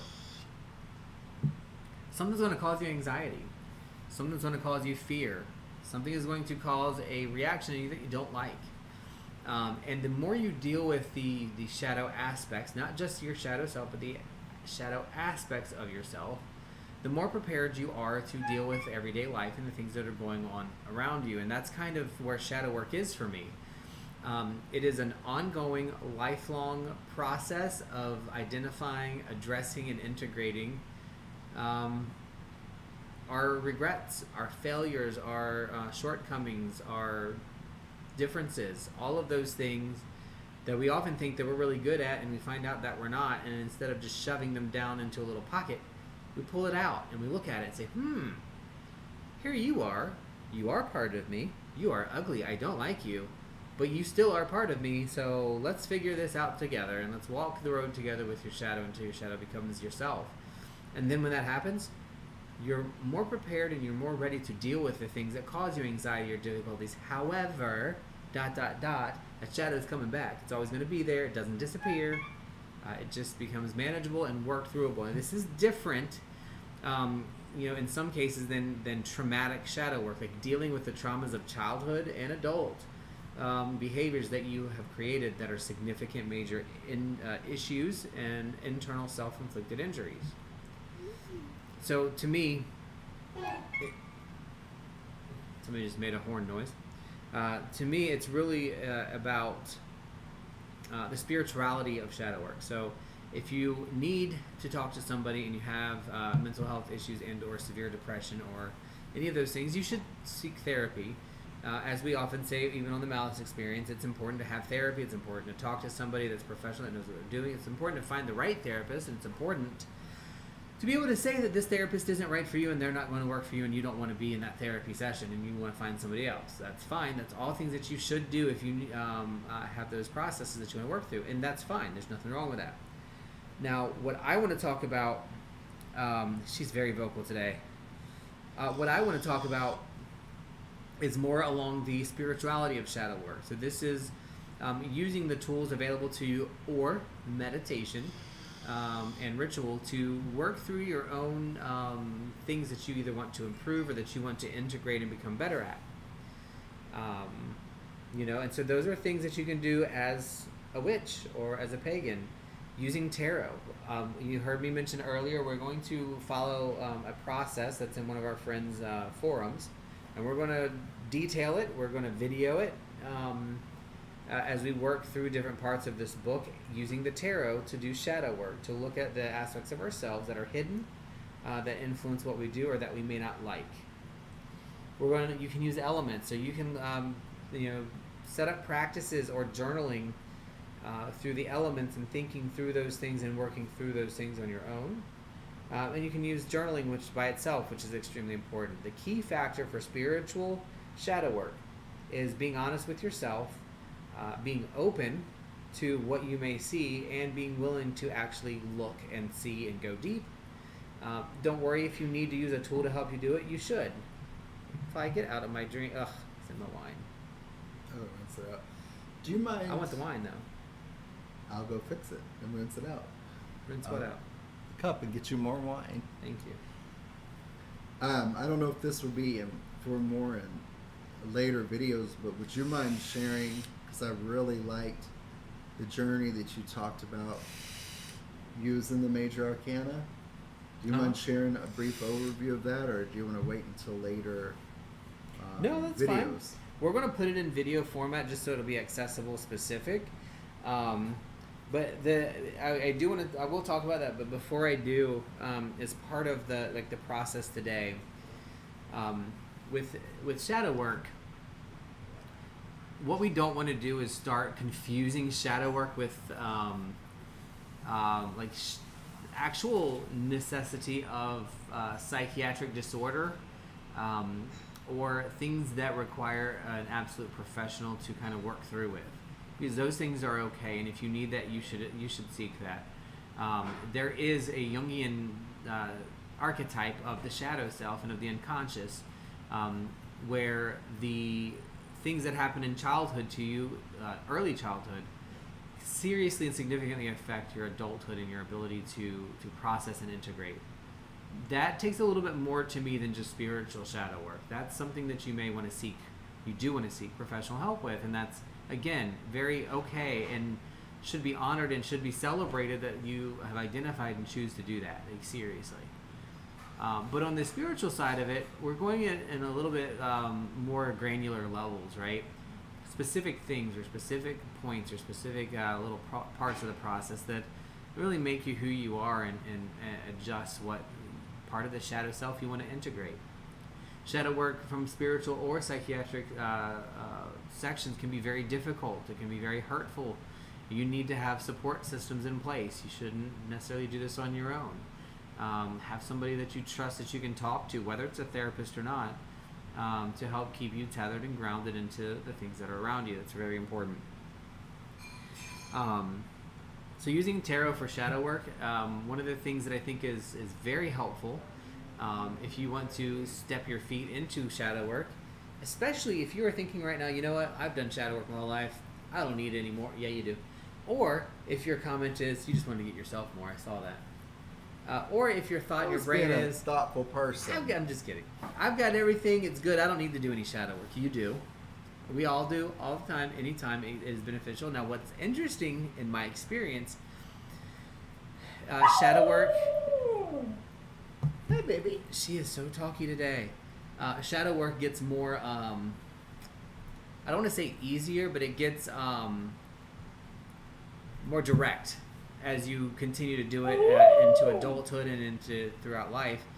Because as you deal with your bigger shadow pieces of yourself and integrate them, that allows other things to integrate more comfortably and more appropriately. So as you go on, there's big paradigm shifts that may relight the fear of shadow work that's been addressed, and that's a whole different process, a whole different thing. But here we're going to talk about using the tarot. The Fool's Journey of the tarot, right? Which I think is really cool to use. It is very cool to use. So, and I think everybody in here probably understands a little bit about the tarot. And so what I'm about to say is going to be not to insult your intelligence. It's just, I want to hit the points for anybody that's watching. Well, it's new to me, so it's really a good tool for me to use so I can experience the tarot and the shadow work, I think. So just as a brief, most simple synopsis of the journey. You have the Fool's Journey in the major arcana, the big things in life that affect the journey, right? From 0 to 21, right? So 20, or is it 0 to 20 with 21? I don't know. I can't remember off the top of my head. I'm having too much wine. Does our moon blend smell so good? It does smell good. Oh. Is that the lunar blend? Uh-huh. Lunar eclipse? This is the eclipse blend that we made. We had so much left over. But anyway, so let me back to what I was on. So your major arcana is your Fool's Journey, right, all the way through from the Fool's first step out into the big, big world to the world, which is the accumulation and integration of all things, right? Now, the minor arcana is your 0 through 10, and then your knave, your knight, your queen, and king, which is another journey, and it can be kind of similar to the first 10 to 12 card, 10 to 14 cards in your major arcana, right? So you can kind of see the way things work. So, for example, your 3 of Wands energy is very similar to your 3 is Empress. I think it's hard. I don't remember off the top of my head, but your 3 card in your major arcana, and your I'm sorry, she keeps making noises behind me. This is a sweet baby. Check her water. Maybe that's what she's... She usually does yap at us when we don't have water. So it's a journey, right? We like to think of it as if you look at the deck of cards, you see a linear journey from beginning to end, but we shuffle them, right? Because that's what life is. There is no linear journey, and that's the representation of shuffling your cards is creating real life chaos. The universe is always in chaos, but it's organized chaos, and it's chaos that actually makes sense. So if you kind of think about when you're shuffling your cards, you're taking the Fool's Journey and you're putting everything out of order, because that's how life is lived. We're on different parts of the journey on a specific topic or thing at a given time all over the place. And so shuffling is kind of like the universe throwing chaos up into it and saying, okay, let's put these cards in the chaotic order that they should be in so that you can see where you are in your journey. I think that's important to understand when you use tarot for shadow work, how that linear journey that we see from the cards is not linear at all. It's just linear in its representation when it's made at a factory, right? It becomes human, it becomes spiritual, it becomes part of the universe only when we start shuffling those cards, because that's the energy that puts them in the order that you're going to draw from them. That being said, when you are using tarot, in my opinion, again, you can do it any way you want. You can use major or minor arcana. You can follow the process however you want. I think there's lots of different ways to interpret it, but the major arcana is what really sticks out, and I'm trying to stall just long enough for him to get back in here because he wanted to hear it. But thank you, Paranormal. I had some really good teachers along the way. Very, very, very, still do have very good teachers in my life. I'm thankful for Joy being one of them. But it's important to take what people give you and to use it to think about how things work for you, not as a requirement or a how it must be. So if I tell you that, in my opinion, shuffling the cards is like the universe throwing chaos into your deck to give you the path that you're on, think about it. Process it for your own self and see, does it make sense to you, and is it something that you want to integrate? And if it does, then try it, use it, ask questions. And if not, you continue learning, right? Because it's one of the things I see a lot in our community is if you don't do it the right way or the way that somebody says is the right way, then it's just you're not doing it right. And that bugs me. That really does. But I do see, like, you can see the different pathways. Like in the minor arcana, it's the same thing. You start with your ace, your one, your the full embodiment of that element. So if it's like swords, you're the embodiment of air or fire, depending on how you look at it. And that's important. You back? Water? No, they have water. I gave them a treat. See if that would help. Oh, you mean so she's going to come back for more? She wants to go outside is what she wants. We'll go outside in a minute. In a minute, last one. I am sorry. I know her barks are putting us in the red. So hopefully it's not too bad. But anywho. So using the major arcana for shadow work is, to me, very fun to take out. You'll have to take out the cards and you want to put them in order, because in this part, when you're doing the shadow work, you can do it linearly or you can do it non-linearly, but you want to take the major arcana out, right? And so if you want to, I would say if you're newer to tarot and these dogs, I'm telling you, if you're newer to tarot and the whole process of shadow work, you probably want to do them in order and just use them for meditation tools. That'll be me. I'm the fool in shadow work. Yeah, so and the reason is because you start with the fool. So the fool, perfect. You step out. The magician, you start making magic. The high priestess, you remind yourself not to make shortcuts and to start moving on to the things that matter. The empress, you become full and abundant. The emperor, you begin to organize things and put things where they need them. The lovers, you learn to bring other people into your circle. And so each of those major arcana is in order you can meditate on and use to kind of drive what part of the shadow you're looking at. Now maybe your shadow doesn't have an issue in this area, but that's okay. You can still explore it. So if you want to explore the Fool as your first ever walk into shadow work, You're exploring your capability of adaptation and stepping out into something. Do you step out in a carefree manner and just you're willing to try new things and you're ready? Like, look, I don't know where this is going, but I just need to take the chance and do it. I'm going to take what I need with me, at least what I think I need, and everything else I'm going to find along the way, because that's a very beneficial part of the process. Now, when you think about that in shadow, you're going to be in a meditative, right? You're going to have done your circle or your meditation. You're going to be your breathing exercises, and you're going to be communing with yourself. So how do I represent the fool? Do I take chances? Do I step out of my comfort zone and enjoy things around me and take that first leap of faith? Or do I represent by the lesser aspect and I jump into things way too fast and I don't pay attention to what's going on, and I could potentially kill myself by stepping in front of the train because I'm not paying attention?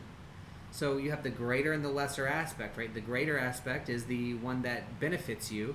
The lesser aspect is the one that holds you back. It causes you problems.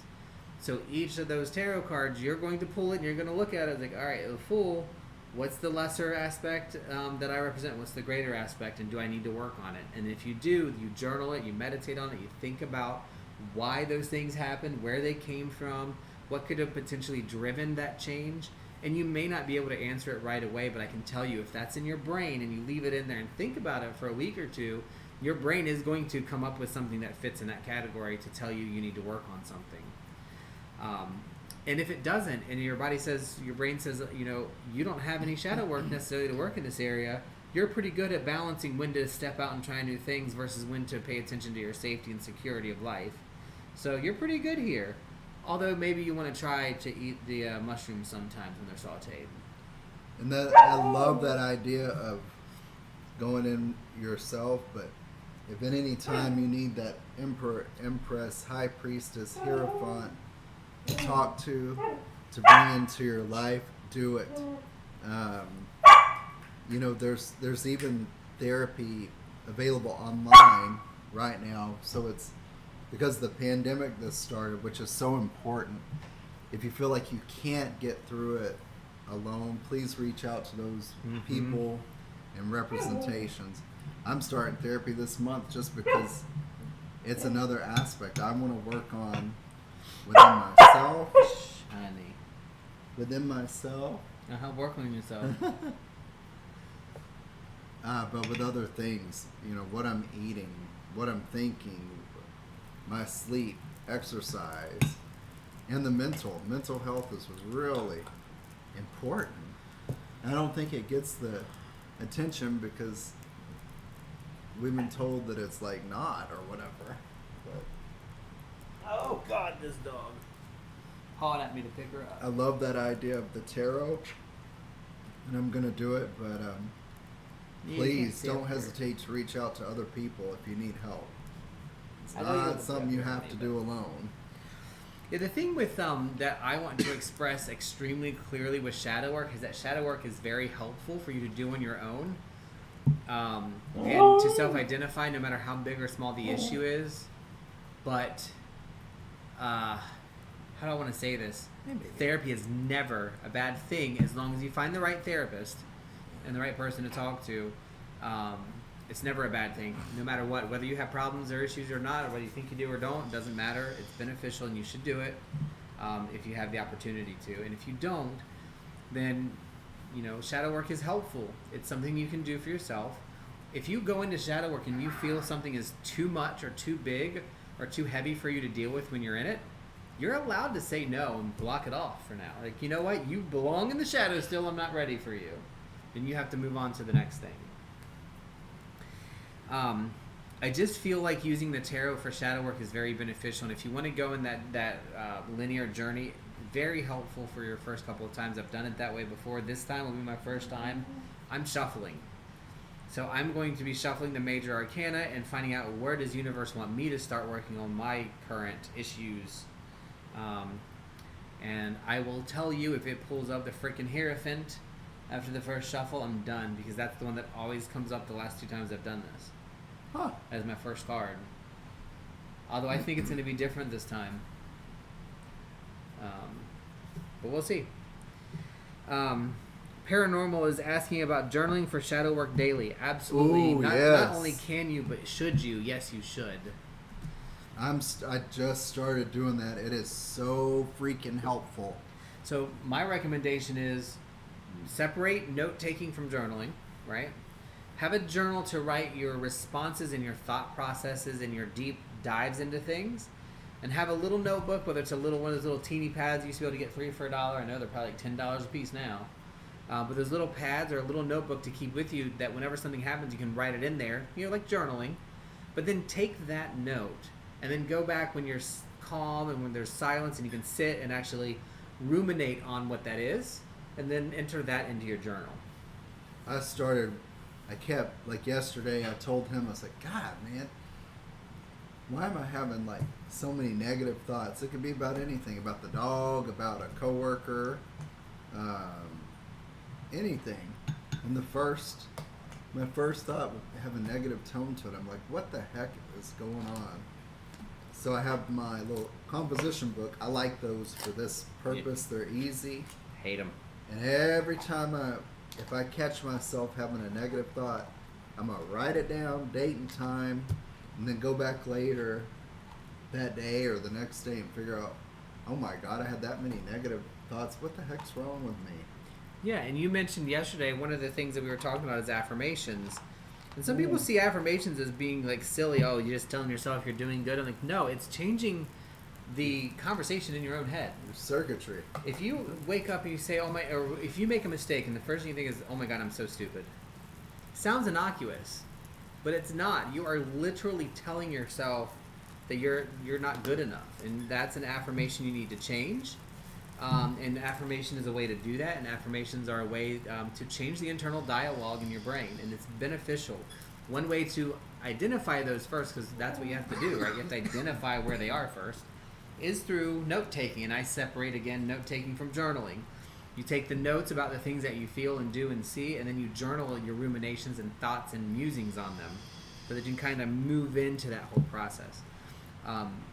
Before I forget, Dragon Dancer, 10,000% yes. Therapy and shadow work go hand in hand, especially when it's trauma related or specific detail related, PTSD, CPTSD, EPTSD, and all the other things that kind of come along with that. Although I do want to include the importance or the thought that you don't have to be in therapy to do general shadow work, but it is never a bad idea. Never a bad idea. I think it's actually probably a good idea to like you said, they go hand in hand. The thing I worry about sometimes is there's a lot of people who can't afford therapy or feel like they can't afford therapy. And while we can't replace therapy, having a friend to discuss your shadow work with, really good way to do it. Have some limitations, set some boundaries. But call in your Hierophant, your Empress, your High Priestess, whoever. Your friend. Have a tether. You have to have a person that will hold you down, when you float around if you're doing shadow work.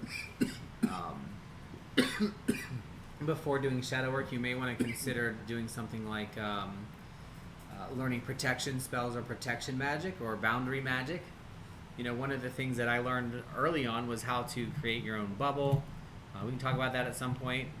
Creating a bubble of, ouch, just burnt my finger. Of protection and stuff like that. So that's going to be pretty. And then paying attention so you don't burn yourself on your charcoal. That's also critical. Oh, that hurt. And just talking about it helped so much. Like I remember, God, I don't know when it started, but it came to me today and I wrote it down. I remember being young, probably 11 or 12, throughout teens, early adults, to like 22. I was terrified if I was somewhere just to get up and walk in front of people, like in a room. And that's sounds crazy.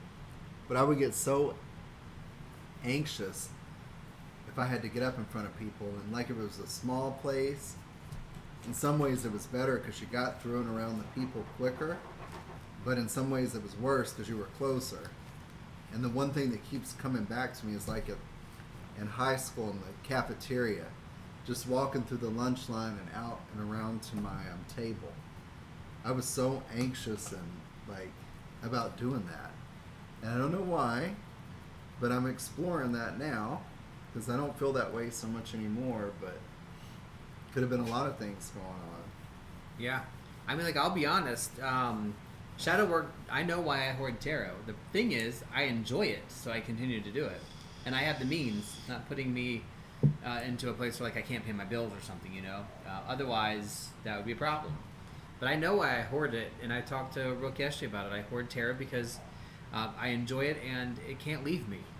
You know, I have abandonment issues with expectations of people who are in power that did not keep their end of the bargain when they should have, and left me hanging. And that really affected relationships for a long time. I would say probably in 2003-ish, so about, is that 20 years ago? 20, almost 19. Holy shit. That's crazy. So about 20 years, good This God. is crazy. This is crazy. So about 20 years ago, I remember doing specific shadow work with Adana, who was one of my mentors at the time in Norfolk, Virginia. And she's the one that got me through that whole process of identifying in shadow work and saying, you know, the reason you cling to relationships and people is because when they give you something, you hang on to it. You're afraid they're going to close it. And now I have separation anxiety with certain things. Like, I will stay on podcasts, on the Malice Experience, for example. I will try to stay on, in my history in the past, I would have tried to stay on until 3 a.m. to make everybody happy so that I could just be a part of it, because if I missed it, it was detrimental to my entire being. I couldn't stand missing out on something or not being a part of something, and that would cause me great stress. And I had to work through that, and it's not easy to process through that stuff. You just, you know, but you do it. And still we'll be looking at it. What? I know you're reading the last one. No, ignore it. I gotta talk about that. I didn't pre-read it. So tarot to me is one of the easiest ways to really work on shadow work from a general spiritual level. If you are doing shadow work and you identify that you are repressing memories of abuse and things like that, you need to talk to a professional person and consider therapy. I know therapy is seen as a bad thing a lot of times. It should not be by any means, and I wish it wasn't. But unfortunately, a lot of people see it that way. Well, even now when I have an appointment on Letha, on the 21st of June. Actually, is that Letha? Yes. So I have my first appointment, and even I knew I wasn't like embarrassed to set it up, but I kind of get these thoughts like, oh my gosh, are people gonna? I'm actually going to therapy. What's wrong? I know, right? Are they gonna think I'm nuts or whatever? And it doesn't matter. Well, I somehow managed to eke free therapy out of people. Huh? I somehow managed to eke free therapy out of people. Huh? Yeah, but you have homework. I probably will too, though. Yeah. I probably will too. Yep. But don't be embarrassed. It's only weird because it's different, and you know what? We shouldn't feel weird about getting help for ourselves. We should feel weird if we didn't. If you feel like everything is right and in good place and positive, you still can benefit from therapy. Yeah. I almost wish we would change the name of it from therapy, because people see that as just such a negative term, and I hate self-care or something. Yeah, self-care. But interestingly, like Paranormal said, like abandonment issues of me being abandoned have turned into issues of me being afraid to abandon others, and so I put detriment to myself. And those are things you learn through shadow work, and the tarot can teach you that. You will learn what chains you place on yourself when you start working through the death and the devil cards. They're going to tell you, what are you ignoring? What did you play? You're acting these things and you're being a certain way because you made it that way. And that will have an effect on you for sure. You can use the elements for shadow work. It's a little bit different of a process for me if I'm using elements, meaning I kind of perceive the elements as different ways of sensing the occult and the world and the universe. And so if I'm...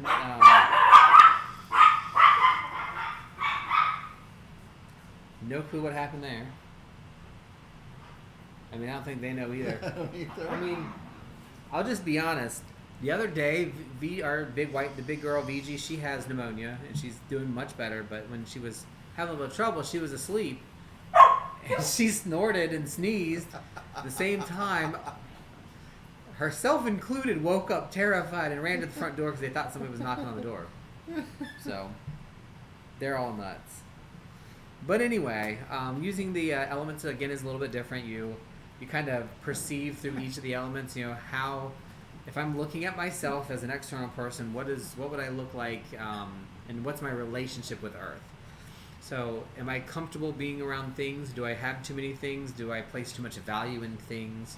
How do I manage my wealth? Am I too free with my money? Do I hold on to my money? Am I a miser? And you look at those things, and then you root cause. Why?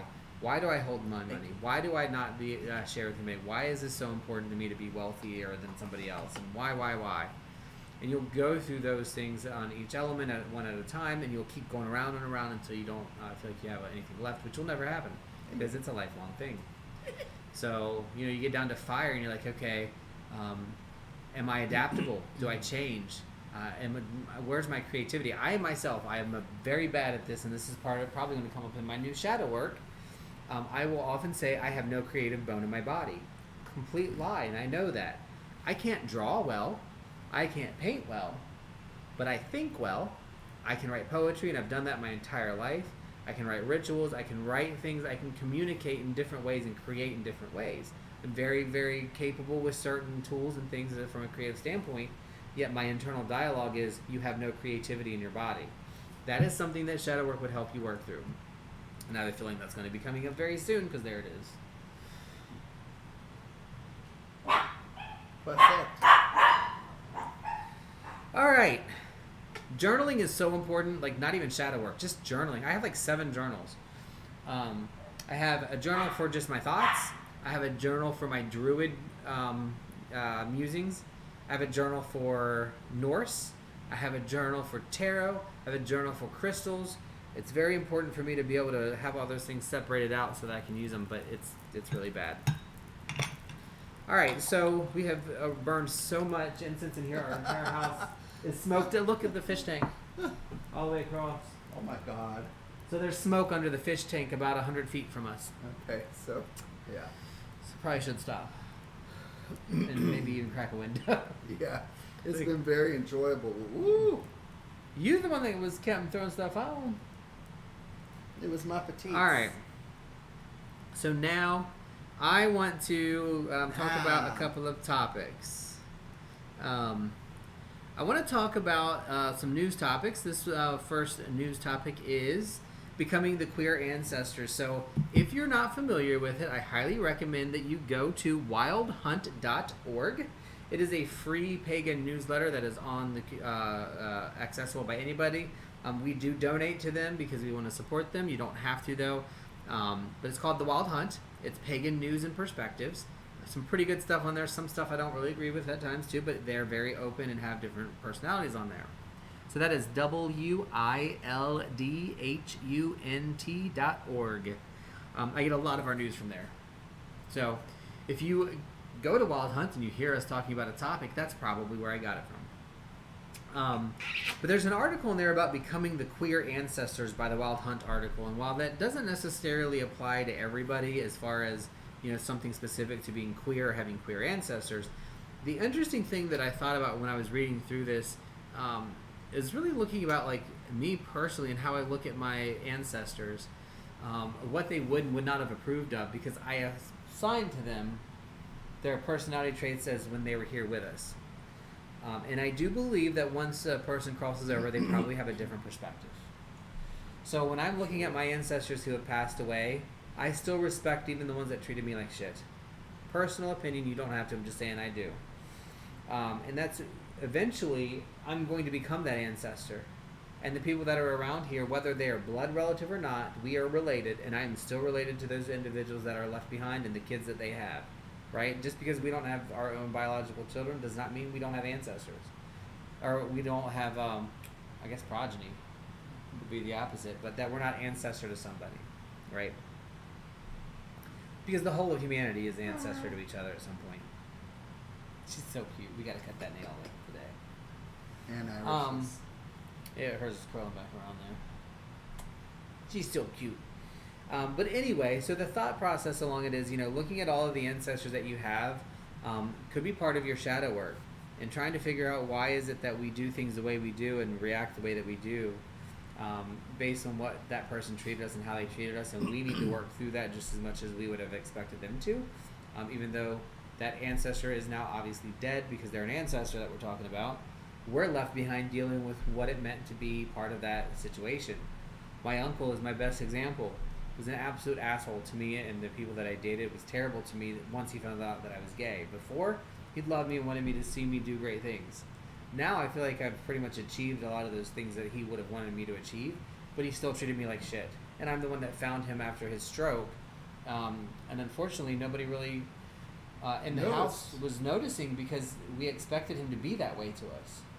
And I just happened to be, I wasn't even supposed to be there. I was coming home to help take care of my grandmother, and he had had a stroke on the couch. And while I would say I love my uncle, and he hurt me more than anybody in my entire childhood, because he had an expectation and a joy for me succeeding, and then all that fell apart just because I was gay. And that can go for anything. It can be because you're a witch. It doesn't have to be gay. Like, you have people, ancestors, family that disown you because of who you are. Whatever that who you are is. And once those ancestors have crossed over, I do feel that it's still a good thing to work through those issues and to accept those ancestors and work through them for who they were and what they did. It is, we're all kind of on the same boat no matter how bad they were. That is a serious bit of shadow work that required to do that. I'm still working through some of it myself. But I think it's important. Because guess what? We're going to be the ancestors. And that's what the article is about. We're going to be the ancestors. What is it that people are going to think of us when we're gone? And do we care? We would like to say we don't, but we do. Because that's what immortality is. Immortality is the impact that you leave behind on the people around you.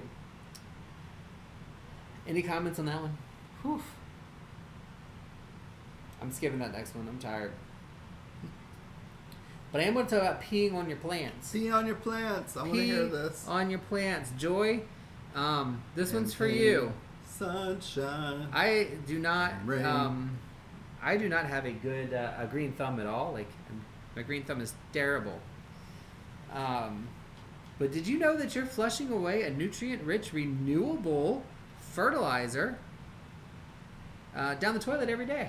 Your pee. See, I would always think pee would kill them because of ammonia or whatever is in the urine. Do you know what's in fertilizer? No. Ammonium nitrate. Huh. Well, I'll pee on the plants. I bet you will. I'll take great joy in it. So this was actually an article, not on Wild Hunt. This was like a big article. And I'm like, okay, we're all about recycling. We're all about the earth and enjoying the earth. And you know what? We're bears piss and shit in the woods. Right? I've never seen Every one, animal but does. yeah, they do. I don't like you right now. But human urine can be used as a safe and effective crop fertilizer. Actually, using pee as a substitute has positive environmental impacts. Oh. If you were to save all that you've done in a day, there's enough fertilizer to grow all of the wheat that you would need to make a loaf of bread. Wow. Okay. So do we call that bread pea bread? Pea bread. Huh? Walnut brown pea bread? Urine yeast. Stupid. Urine yeast. I don't like you anymore. You It has a love huge me. amount of nutrients and can grow a significant portion of our dietary needs just from the nutrients in our urine. Which makes sense because, okay, from a clinical standpoint, your urine comes from your kidneys, right? It's produced from your kidneys, which comes from your blood, which comes from your intake of food and fluid. It's filtered. Which is, your kidneys. So pee on your plants, y'all. Corn loves pee. Ooh. Corn loves pee, really? Yes. It's in the chat. Dragon Dancer said corn loves pee. It's just weird. It just seems weird anyway. But it makes sense, right? So again, clinically, medically, let's look at it. You drink and you eat, and your body utilizes nutrients and things Sometimes there's more nutrients than you need, or sometimes there's breakdown products of those nutrients that are left in your blood. And then your blood is then filtered through, your liver, which exports things through the bile in your poo. But then other things, mostly water soluble, are excreted or filtered through your glomeruli, which is one of my favorite words, which are little tiny blood sacs and balls of blood vessels in your kidneys that use osmosis and selective membranes to let all the nutrients pass through. So if you eat too much salt, you retain water because of osmosis, but eventually your body's going to excrete that salt through your urine because your kidneys try to kick it out. It's why you get thirsty when you have too much salt, because your body is trying to thin out that salt and dilute the salt until your urine can pee it out. If you've ever taken a multivitamin, if you notice, at the end of the day, after taking that multivitamin, usually the last urine or of the day or the first urine of the next day, your urine will be usually a bright yellow, orangish color. It's all of the extra nutrients that your body can't take in that are filtered out and left out through your urine. Just an interesting little haboobla there. But very good article. I thought it was fun. It makes sense. It's just, we kind of think, ew, gross of all those things, but I mean, hey, we pee outside all the time, and back in the day, I mean, we didn't have toilets, right? Back in the day when I was young, I'm not a kid anymore, but some days I sit and wish I was a kid again. When I was young, I'm not a kid anymore, but some days I sit and wish I was a kid again. That article, I think, was on CNN or MSN.com, one of the two. And here I am burning some more. I should stop. I forgot. Well, anything else? What the hell is binging on my phone? Who is going crazy? I think that is... Good grief, it's Malice. Hello, Malice. No, he's putting out some stuff on, I think, on Twitter or whatever. Speaking of, if you have the opportunity and the chance, and you're on Instagram, please go and check out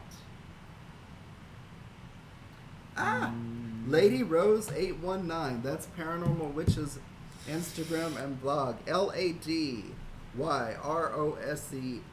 the number's 819. She puts out some really interesting blogs on everything witchy, pagan, paranormal, and other.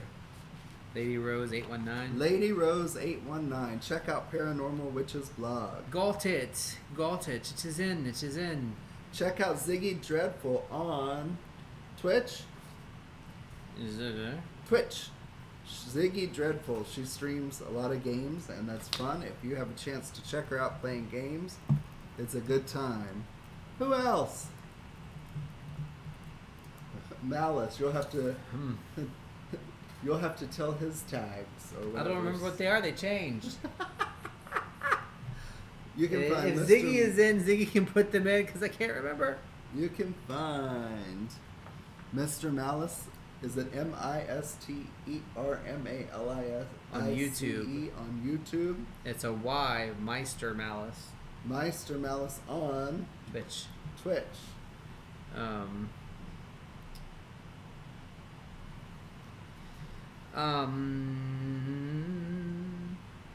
Collect. So here's how to use your urine as supposedly as fertilizer. Collect your urine in a sealable and airtight container. Adios date. You can add white vinegar or citric acid to help with the scent. Sanitize your urine by storing it in an airtight container at 68 Fahrenheit or higher for 6 months. No need to sanitize it if no one outside the home is going to eat the crops. But use rubber gloves or wash your hands after handling urine. Apply it directly to the ground, not as a spray. Got it. Okay, got it. The World Health Organization recommends waiting a month after fertilization before harvesting your crops. Okay. I mean, that's just interesting. Cool. P for the peonies. P for the peonies. All right. That is it's just very interesting. Urine diverting toilets. Like, I'm trying to... It's just interesting. Yeah. Okay. Love it. That was fun. Anything else? Adius Dade. Adius Date is on. What's that thing? Discord. Discord. Adius Date is on Discord. Yep. Yep. Well, it has been 2 hours to the almost to the minute. Yes. That was a really good one. I felt I had fun today. We are going to go get prepped up to rest for a minute and then do our mead. Our mead. Hopefully we don't screw it up. Hopefully we don't. Hopefully. Be good to yourself. Be kind to others, but be good to yourself. Oh! Importantly, this week, Rook don't be is fired. embarrassed. I'm fired. Why? Unexplained possibilities. Oh, yes. Unexplained Possibilities on YouTube and Facebook. Mm-hmm. They have a Facebook page. Yeah.